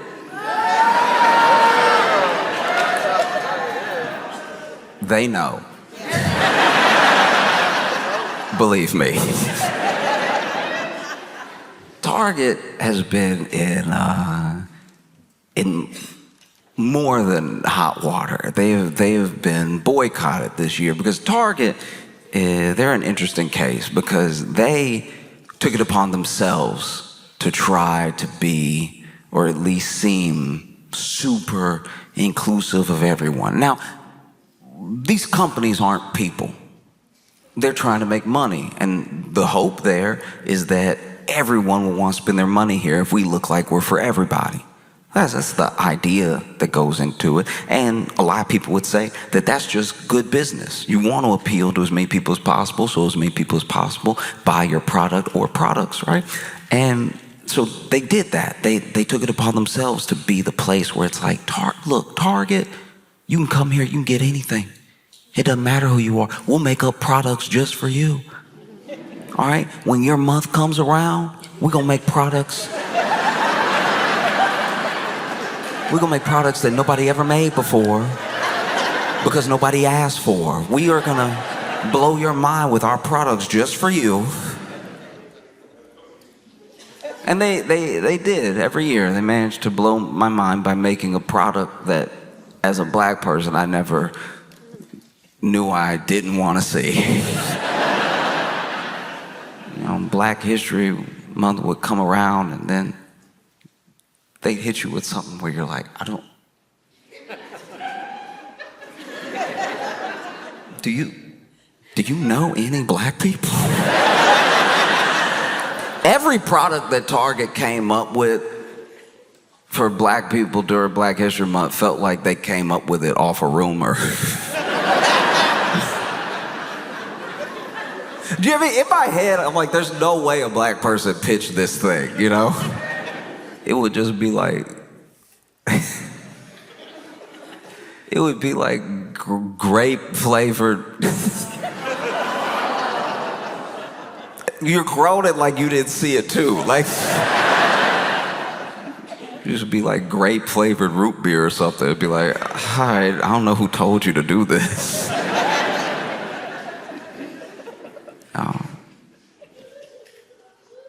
They would come out with stuff that made you go, okay, well, even if a black person pitched you this, there's no way you're gonna make enough money off of this new product to make it worth it. Like in my head, I was like, selling this for a month doesn't make sense. I think you have a lot of leftover grape flavored root beer with nowhere to go. And so Target didn't just do it to, black people. They did it to everybody. All of my friends got a special month at Target that made them go, huh, this is odd. And they never got the response that they wanted. Like I'm sure Target was like, oh, they'll love this. It's Pride Month, they'll love this. But none, not a single one, not any of my queer friends ever said, oh, we gotta get down to Target. They got that rainbow volleyball. You know that rainbow volleyball that we love, because rainbow is our whole personality. You know how we've never wanted anything unless it was rainbow. People do to queer people with rainbow what they do to like black people with products sometimes, where they'll be like, I don't know how to market it to black, just make it music, I guess. Try and get more black people to, I don't know, eat at Burger King. They're like, what about some drums?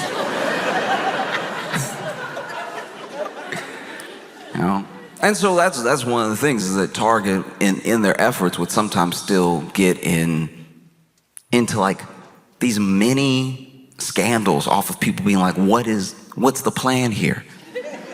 Some people would be offended sometimes. And then, there's obviously the thing online where people would get mad at the people getting offended. They're offended, the people are offended. And then they take up for Target, kind of, but then they don't even want the product. It's not like they want the product. And so they're taking up for Target because they're like, hey, we like grape flavored root beer over here, right? That never happened. It was always someone like, they made it for you, why are you so offended, right? And then taking up for Target as if they want a rainbow volleyball. Very weird. It's like a very weird investment to get into like a product that nobody is buying.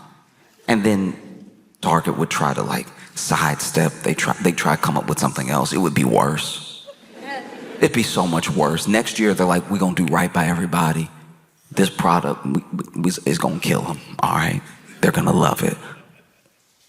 Watermelon paper plates.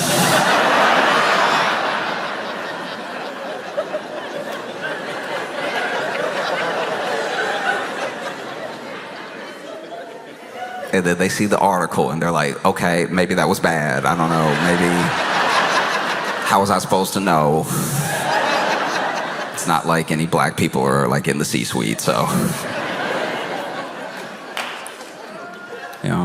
There was one too that cracked me up. This one genuinely is very funny to me. Like none of them really offended me, but I really couldn't get offended at this one because it was so funny. So basically, Black History Month came around and they had made a bunch of like prominent black leaders, these magnets with a bunch of prominent black leaders on them, and all of the magnets were like labeled to the wrong person. Like it was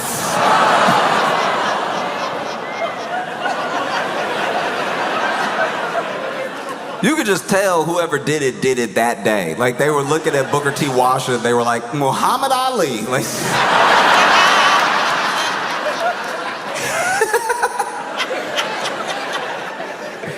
I just don't know who that product's for. Like personally, I just don't know. Yeah, I don't know who was like, oh, life is good. It's almost perfect. But you know what I don't have? Martin Luther King on my fridge.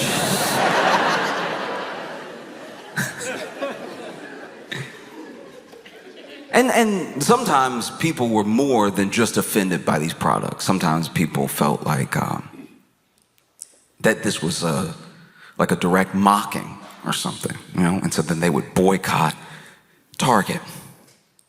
And a lot of these previous boycotts, I don't really know how much market value, I don't really know how much stock went down, because there wasn't really a unified front on some of these boycotts. I'm sure they hurt, but they didn't make news in how much they hurt, you know?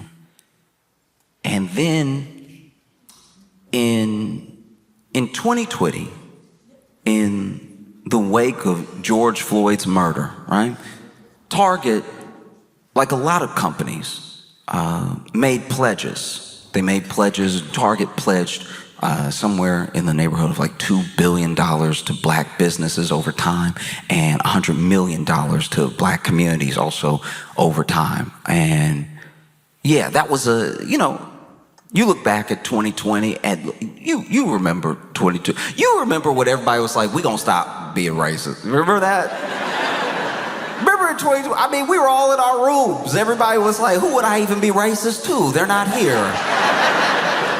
You know how hard it is to be racist when they not even here. You know, we're gonna stop it. We're all gonna stop it. Companies pledge to stop it. People pledge to stop it. Everything.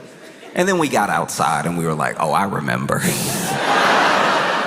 This is America. Come on now, we gotta do a little racism. We said it, but come on, we said a lot of things, all right? We said we were gonna learn another language. We didn't do that either. We were inside. You say crazy stuff when you get cabin fever, like, I'll stop being racist. No. And so then you have the next few years where Target themselves, no one was talking to Target that I know of. Nobody had put a target on Target to like be the great hope of black business. They got involved. They were like, and we'll do $2 billion. But nobody was looking at them that I know of. They just inserted themselves, you know, like an annoying person would. And they made a big pledge. That's a big pledge. Even if you were a multi-billion-dollar company, $2 billion is like a lot. And so you see when Target gets all into all the diversity, all the inclusivity and everything, that's just to try to make money. I hope we can all understand that. And not just because they betrayed the things that they said that they cared about like 5 years ago. I think even when they were saying it, even when it was happening, we were like, okay. I mean, I look at a company making promises about how much its mission cares about people, multi-billion-dollar company. I look at that the way I look at like sexting.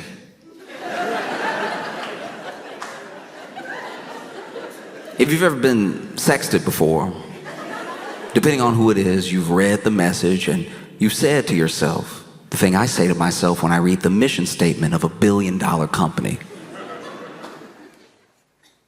you're not gonna do all that.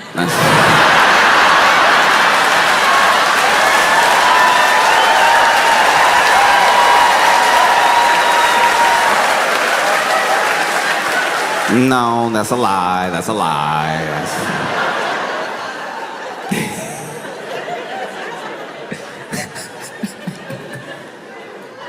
And I don't even know where this money was supposed to go or where it started going or if it was just for the press release. I have no idea. But I know that when Trump won, Trump immediately, day one, was like, we're going to get rid of DEI. We're going to get rid of all of these programs. We want everything to be merit-based and fair. So obviously we have to get rid of as many people as possible who earn their position over time. And so that's what he did. He started making moves immediately. And then Target, once again, could have done nothing. That's what's so crazy about the situation Target's in. They could have said nothing. Nobody was checking for the watermelon paper plates. In fact, if a Black History Month went by and Target didn't make a new product, we probably would have thought, wow, good on you. Y'all really have learned from your ways. Y'all really a regular store now. You're not trying to help or anything. You're not throwing out, Malcolm X, but it's Michael Jackson. Y'all are just being a regular store where I can go buy regular paper plates. They didn't have to say anything, but then Target came out once again, inserting themselves like an annoying person would, and being like, hey, we're getting rid of DEI too. People were like, oh, okay. Once again, no one was talking to you. And look, these are moves that are made for money. That's what they always were. Even when I heard about those pledges from Target, it didn't make me go, oh, Target, you care about me? I was like, all right, yeah, I guess the next time I'm on my way home, I need one of those, toothpick things. You know, the thing that's like floss, but it has a handle. I guess if I need one of those and Target is on the way home, maybe I'll buy it at Target. That's as much as it moved me. But just because I didn't have a business and I didn't really know what this pledge meant, so it didn't change my mind about Target. I don't care about Target enough for my mind to be changed. I just went on about my life. And then, whenever they made this statement of we're getting rid of all of our DEI too, I was like, guys, I still don't care about you. You can't move me one way or the other. There are other stores on the way home. But people who either were pledged that money or have been watching Target to make sure they kept their word, they noticed that statement. And they noticed that it's pretty convenient to get all the social capital out of making a pledge. A $2 billion pledge and a $100 million pledge that you haven't had to come up good on. And now you're going to end it just in time to not really have to get into it. That's very convenient. And so then there were people who called them up on it. They were like, all right, look, a pledge is a pledge. You can label it however you want, but you said publicly that you would be donating this money. And you know what we're going to do? We're going to boycott. We're going to boycott Target. And then this Target boycott started. And a lot of people poo-pooed it initially. A lot of people were like, Target gets boycotted all the time. Didn't you hear about the grape-flavored root beer? But this thing was different. And there's a lot of numbers in it. There's a lot of numbers to the tune of $100 million to more than $2 billion. This thing takes off, really takes off. And I found out about it late. I did. I'll tell you right now. I found out about the Target boycott very, very late. And I don't mean very, very late as in yesterday. I found out about it when I was in Target.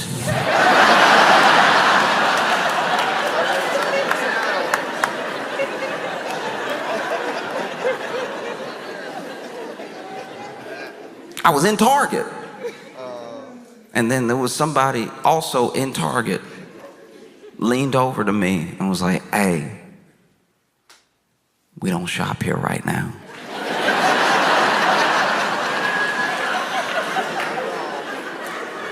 You got to see this from my perspective real quick. From my perspective, I had gone into a store. Into a store. I'm not thinking about his Target. I went into a store to get what I needed to get. And then while shopping, I was approached by someone who was like, we don't shop here right now. You know how perplexing that is? So many things were going through my head at one time. Because the first thing is we don't shop here right now. In my head, I'm like, all right, do you work at Walmart or something? Do you... What's your deal, right? Then I had another thought. I was like, okay, all right. We don't shop here right now. But you're in here. I said, but you're in here. And they were like, I'm in here to let people know we don't shop here right now. And I was like, oh, interesting. And effective. Like I wasn't aware. It's just so funny to have somebody in the store to let people know we don't shop at the store. It just feels like the most, it's just the most like, what's it called? It's the most civility I've seen in what must feel like to the store, robbing the store. Because I put that, like in my hand, I had the toothpick with the handle, and I was like, oh, I already had it in my hand, but I guess I can put it back. And then I walked out, and that's money that they didn't make. It's like that thing is effective. And so I didn't buy the toothpick thing. I left, right? And in my head, I left, but I was also like, all right, that thing was like $6, so I guess they didn't get my $6, but hopefully they really needed it. Hopefully that $6. I love when a company who's done something bad need the money bad. Like, you know, like when somebody needs the money bad, they're like, hey, look, brother, look. If you can hold me over with this $8. And so, you know, I left. I went to CVS. To my knowledge, they hadn't done anything, so felt like a safe place to get the toothpicks. I've had something in between my teeth the entire day, so I need it desperately. Even when the man was telling me we don't shop here right now, he was like, ooh, you got...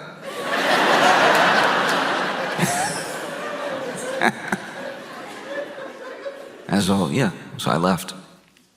And wasn't really sure what would come of it. And then on the way home, I'd see Target and be like, yeah, whatever. I'll make it to CVS. It's 2 more blocks. Really not knowing, because a boycott now is different than a boycott from the past. A boycott from the past, you had to. It was imperative that you used your body and your voice to be there in real time.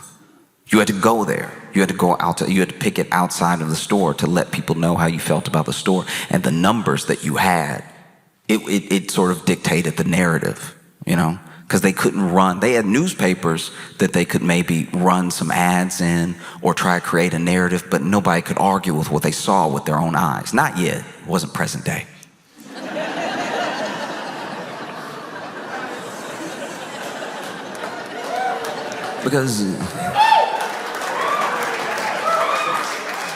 Because now, if you want to boycott, you have options. You have options you never had in the past. You can be there with your voice, with your body, right? Or you could be online organizing a different picket line, organizing a different room full of people in agreement with you, outrage at this company, you think they've done something wrong. And it doesn't even have to be a worthy cause. Truly, that's what's crazy about it. It's like, it's the same as it's always been, but there's just different avenues to do those same things. So now you have the benefit.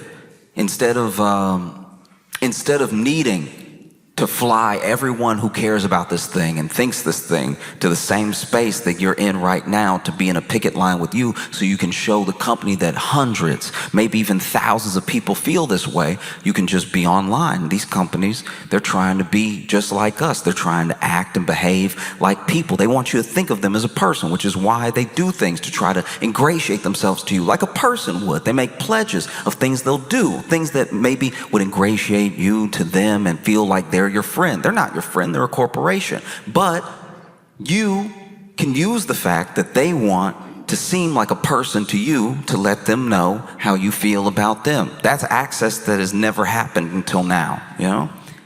And so you get all of these people doing it at one time, and it does have a compound effect.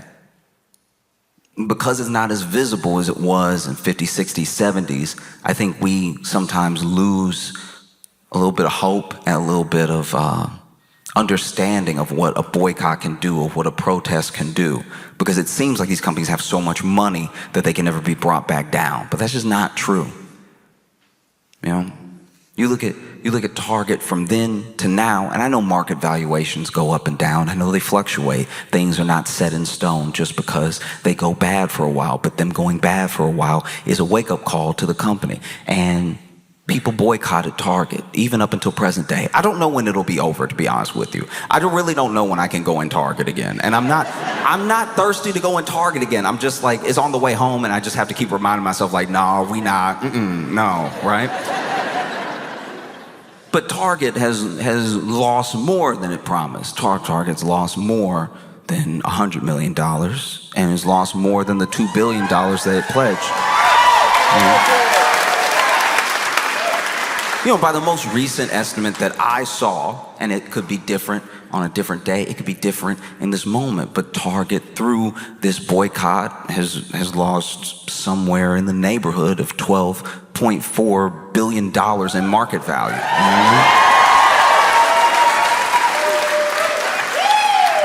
And it's because of people boycotting. I think a boycott is also difficult to wrap your head around sometimes because it's not doing something. You know what I mean? It's not, you aren't. It's not like like when you go and protest, you went and you protested, and now your throat is sore, your feet tired. But a boycott is like, don't. Like y'all are doing it right now. Like y'all are boycotting Target right now. You just don't go.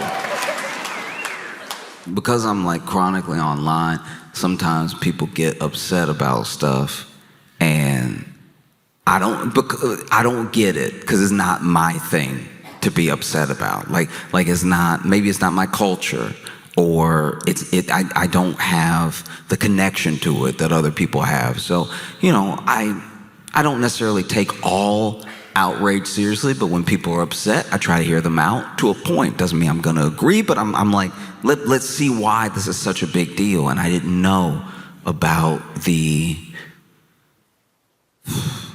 attack on culture that's been happening this week. I didn't realize how bad things are out here. I didn't know. Admittedly, I didn't know, and I looked into it as soon as I did. I had no idea the impact of changing the Cracker Barrel logo. I didn't know what this would do to people.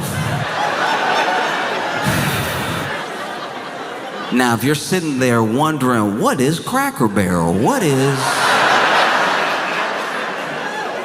If you were sitting there wondering, what is Cracker Barrel? You've lived a good life.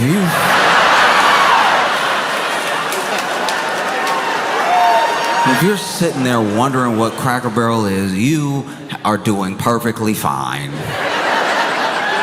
But just to bring you up to speed, it is a restaurant, a sit-down restaurant, and they have a side that is restaurant. They have a side that's like little gift shop, knickknacks and stuff. It's very cute. I grew up in the South, so I grew up with Cracker Barrel, right? And Cracker Barrel, they look. Listen to me, all right? Sometimes something happens, and everyone is so reactionary now that like they don't form their opinion authentically. I saw this and I didn't care. And when you don't care, you're able to be at least a little bit closer to objective, right? So I saw what was happening. And they changed the Cracker Barrel logo. If you've never seen the Cracker Barrel logo, get ready.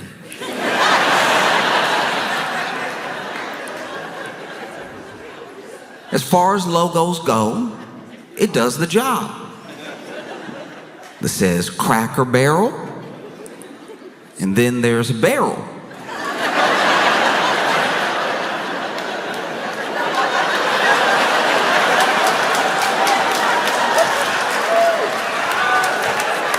And then there's a guy next to the barrel, right? And the guy next to the barrel posted up. The guy next to the barrel is out here feeling himself. He's over here like...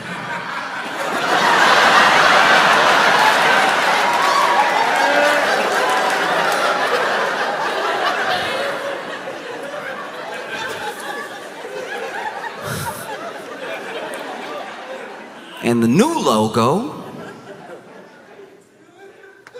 says Cracker Barrel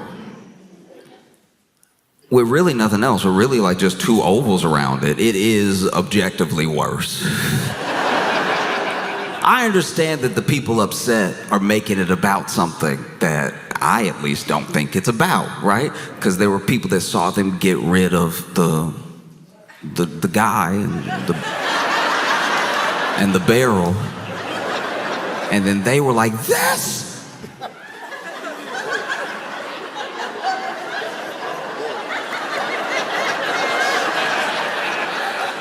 The first impression was of someone who had a stroke over it, so that... But people genuinely were like, this is insane. This can't stand. This is white genocide.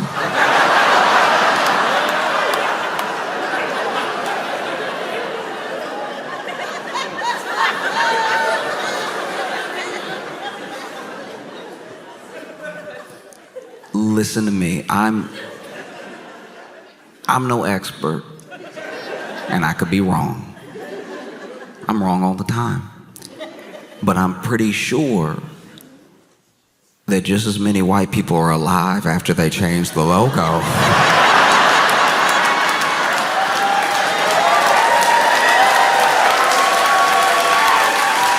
as there were before the logo change.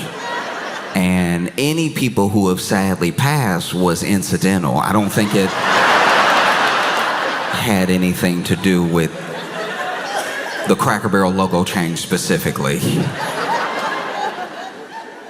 And look, I don't know who this dude was to the, like, I don't know if somebody just drew him or if that's like the founder. I don't know, because admittedly I didn't care enough to get into it. But all I know is that look, I'm not on their side as far as everything they're saying, but this is a worse logo. Like, it just is. They basically did the Washington football team to white people. They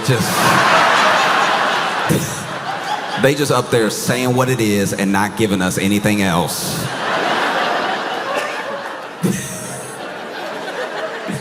Nah, it's rough. It really, that's bad. Especially with that guy, that was, I don't know. Y'all did it. It said Cracker Barrel, and then there was the barrel, and then there was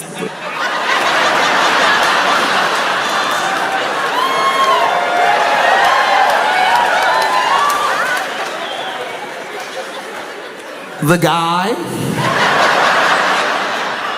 Y'all being rude, not me.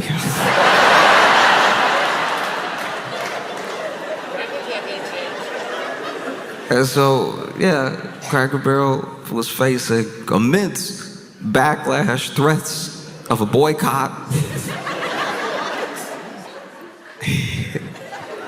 They done with Cracker Barrel over here. And admittedly, look, if we're talking business for a second, just business, it is kind of wild that the CEO said something to the effect, this is what I've read, the CEO said something to the effect of, MAGA doesn't have to eat here, we'll respect their decision not to, right? So they got directly called out. They got directly called out by this CEO. I don't even know what prompted it. I don't know what the question was that led to that answer. But I will say, look, we talking business, from business. Remember, business.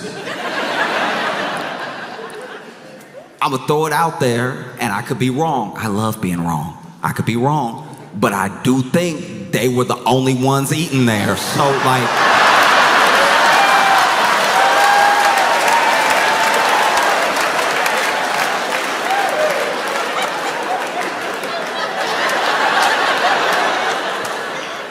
That would be like the dude at the Red Hat Company being like, we don't need MAGA. It's like...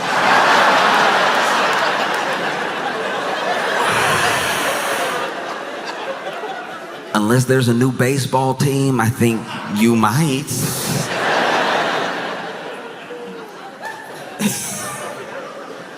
No, it was truly wild. And now MAGA's had a insane backlash. Look, I don't know what's bots and what's actually people upset. All I know is I've seen a lot of tweets. A lot of tweets being like, I can't believe, look at these. You know what's funny too? It's like sometimes people get mad at you and they start describing you in their anger. And it doesn't sound as bad as they think it sounds, but because it's what they're mad at you about, it sounds bad. I saw this one tweet that was like, look at this woman. She single-handedly tanked Cracker Barrel stock because she wanted to be a woke girl boss. She wanted to put her whole life into her career, and then she rose to the level of CEO, only to tank the company, though. She tanked the company. And yes, she's a young CEO, but she tanked the company. I'm just like, as you list the thing, like as I was reading the tweet, I was like, I mean, outside of like 8 of these words, this is a good LinkedIn profile.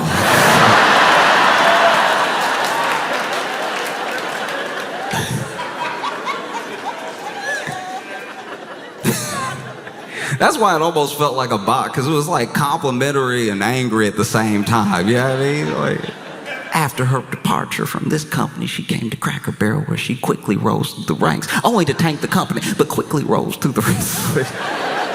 Okay.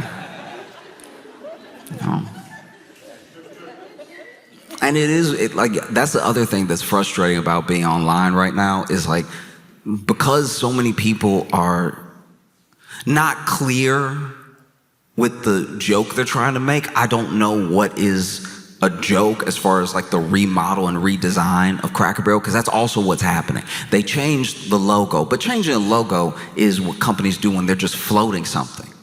They're just throwing the idea out there to sort of test the market reaction. Maybe they've already actually changed the logo, but it's very easy for a company to tweet out from the company account, what do y'all think about this logo? And do your market research that way.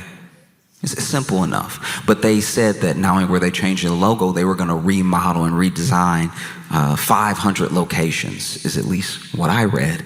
And I saw a picture of the redesign.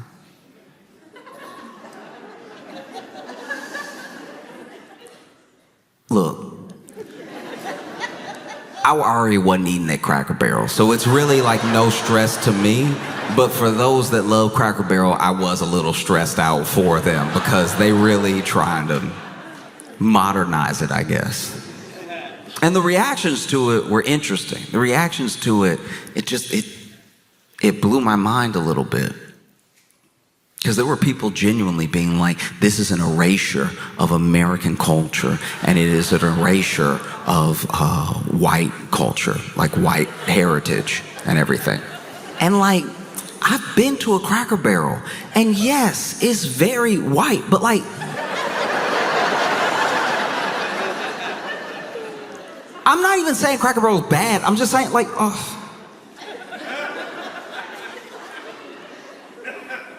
I'm trying to like figure out how to word this. Like, it's like,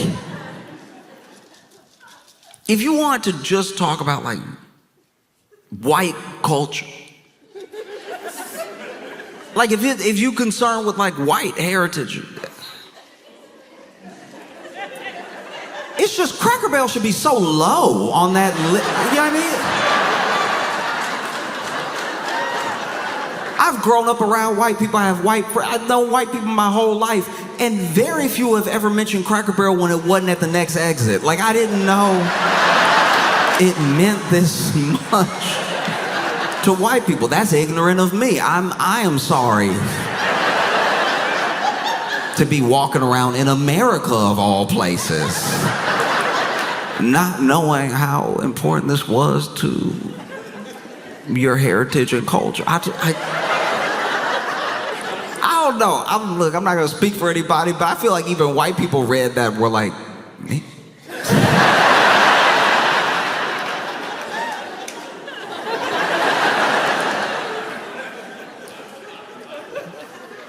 No, I've had Cracker Barrel because I've been on the road, and I've always had it when it was like the last stop. It was like you either eat now, because they know where to put the Cracker Barrel. You either eat now, or you wait 35 minutes until the saddest McDonald's. You know what I mean? It's either like, look, you either have a burger or some pancakes, or you wait 35 minutes to be poisoned. You can decide. You can either have a little too much syrup on your pancakes, or, have the Snickers flavored hemlock.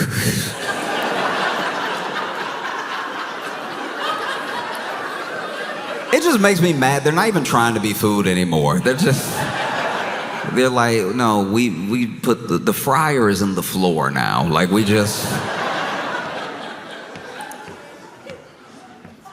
It doesn't change. It does not change. I have a friend he's sweet. He's a good person. He's a very good person. But he is like gross. That's just a fact. I'm not being mean. I've told him to his face. And he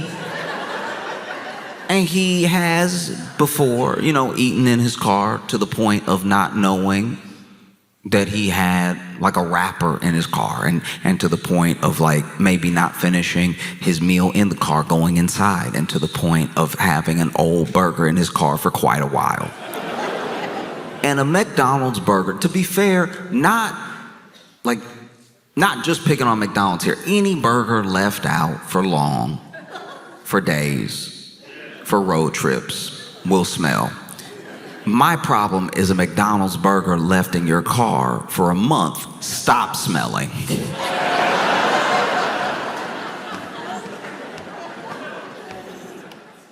Food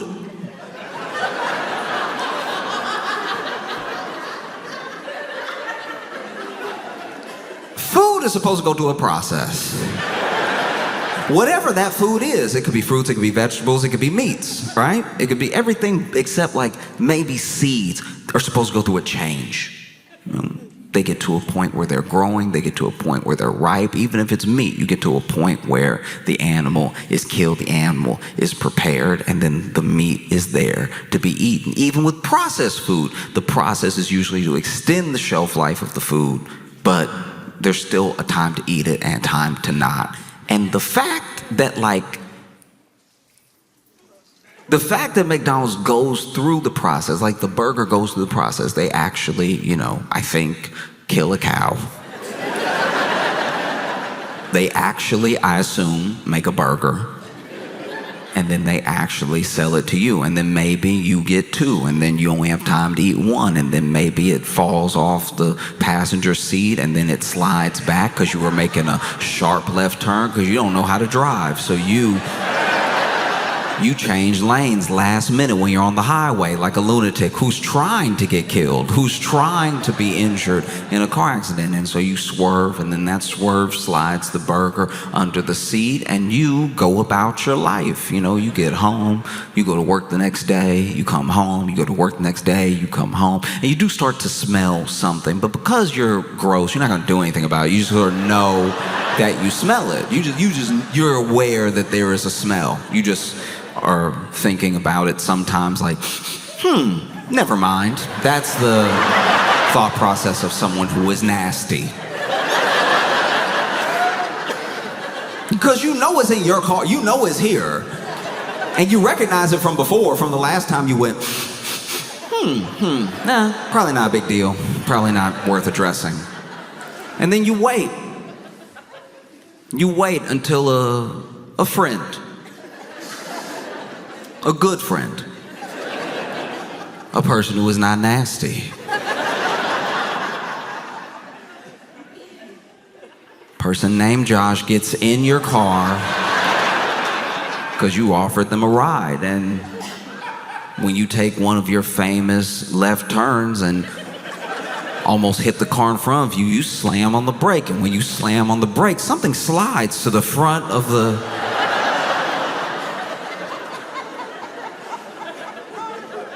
Something hits poor Josh's foot.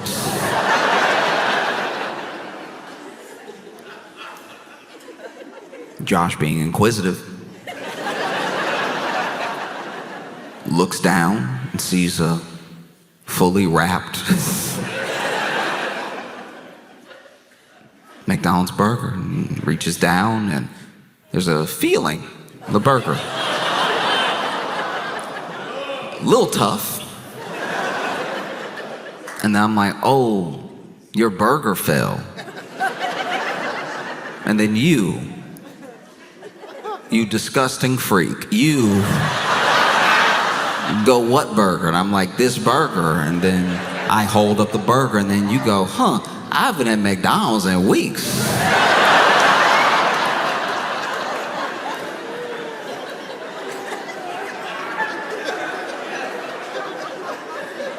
And then Josh goes, oh.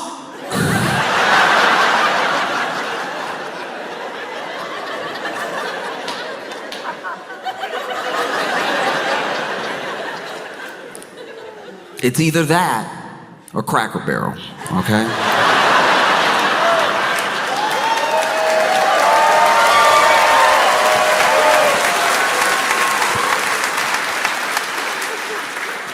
And look, a part of me understands where people are coming from. A part of me understands that some people hate change. Some people love the nostalgia of going to Cracker Barrel. Some people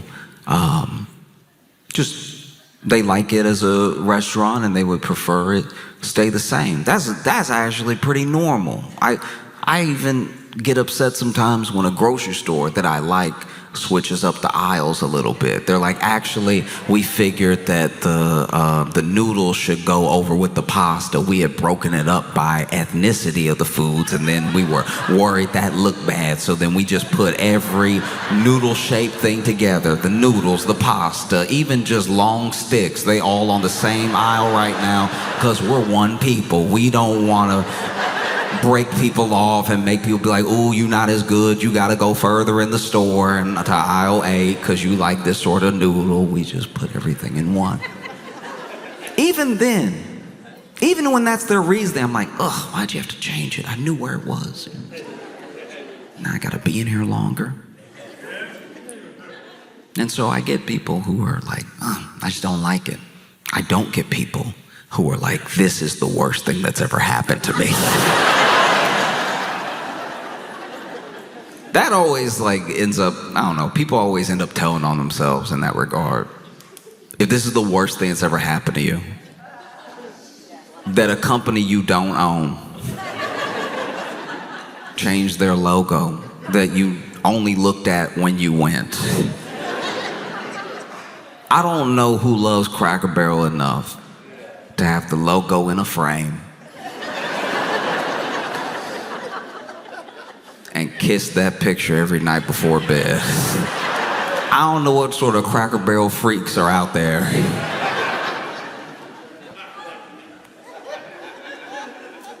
But yeah, the backlash has been stiff.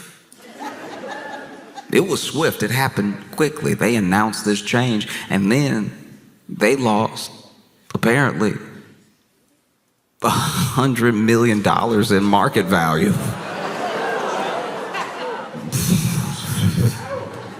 I didn't know there were that many people to be upset about Cracker Barrel in dollars. I don't know if Cracker Barrel can afford that. The knickknacks are only like $2, so. No, they're in hot water right now. You just never think of the word valuation when you think of Cracker Barrel. Do you know what I mean? Like if Cracker Barrel, if they had been talking about Cracker Barrel on like Wolf of Wall Street, it would have been because the main character was smoking crack out of a barrel. You know what I mean?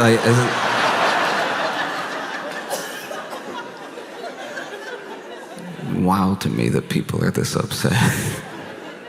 And I don't know, that's what I find interesting about like boycotts and protests sometimes, is that it just needs to be intentional to be effective, you know? And it could happen to any company. They forget that all the time, that it could happen to any of them, you know?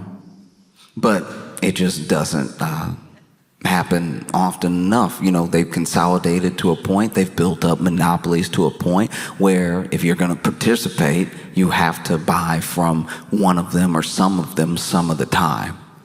And that's the situation we find ourselves in, you know. And then it's nice when you get a little glimmer of hope when people decide to, you know, vote with their dollar and say, if this is how you feel about me, Target, then nah. Then no. And then, while you may not be Target's #1 customer, you may not be a Target head. Them not getting your $3.50, them not getting your $26.42, them not getting your $100, them not getting your $5, them not getting your $3, them not getting your $485 you're moving, them not getting all manner of money from you starts to equal up to about $100 million.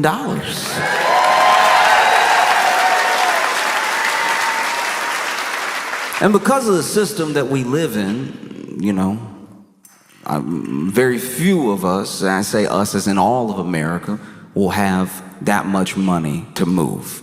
That is a very minute part of the entire population that has that amount of money to move, but together we have that much money to move, you know? And because these companies are not people, because people you can reason with, people can understand something that is based in logic, you know? But companies don't. Companies only understand gains and losses. And so the only way to make them understand is to make them lose. And make them lose so much that it hurts, and it really hurts. And then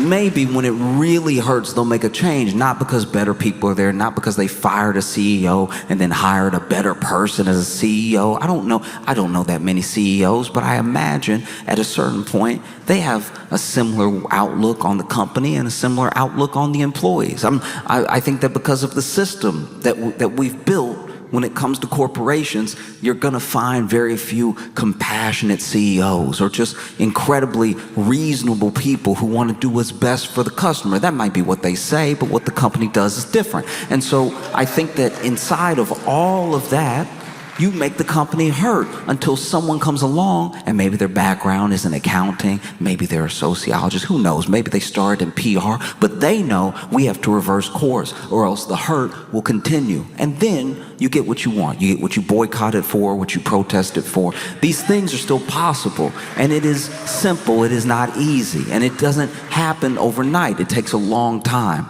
We are at an advantage. We're at an advantage that the people in the 50s, 60s, and 70s weren't at, because we don't need to be there all the time with our body using our specific voice. We can organize online. We can organize in person as well. We can build community around a cause, and then we can exact that cause to the tune of $100 million, you know? And then when that thing happens, maybe the next company will go, but you know what happened to Target. When I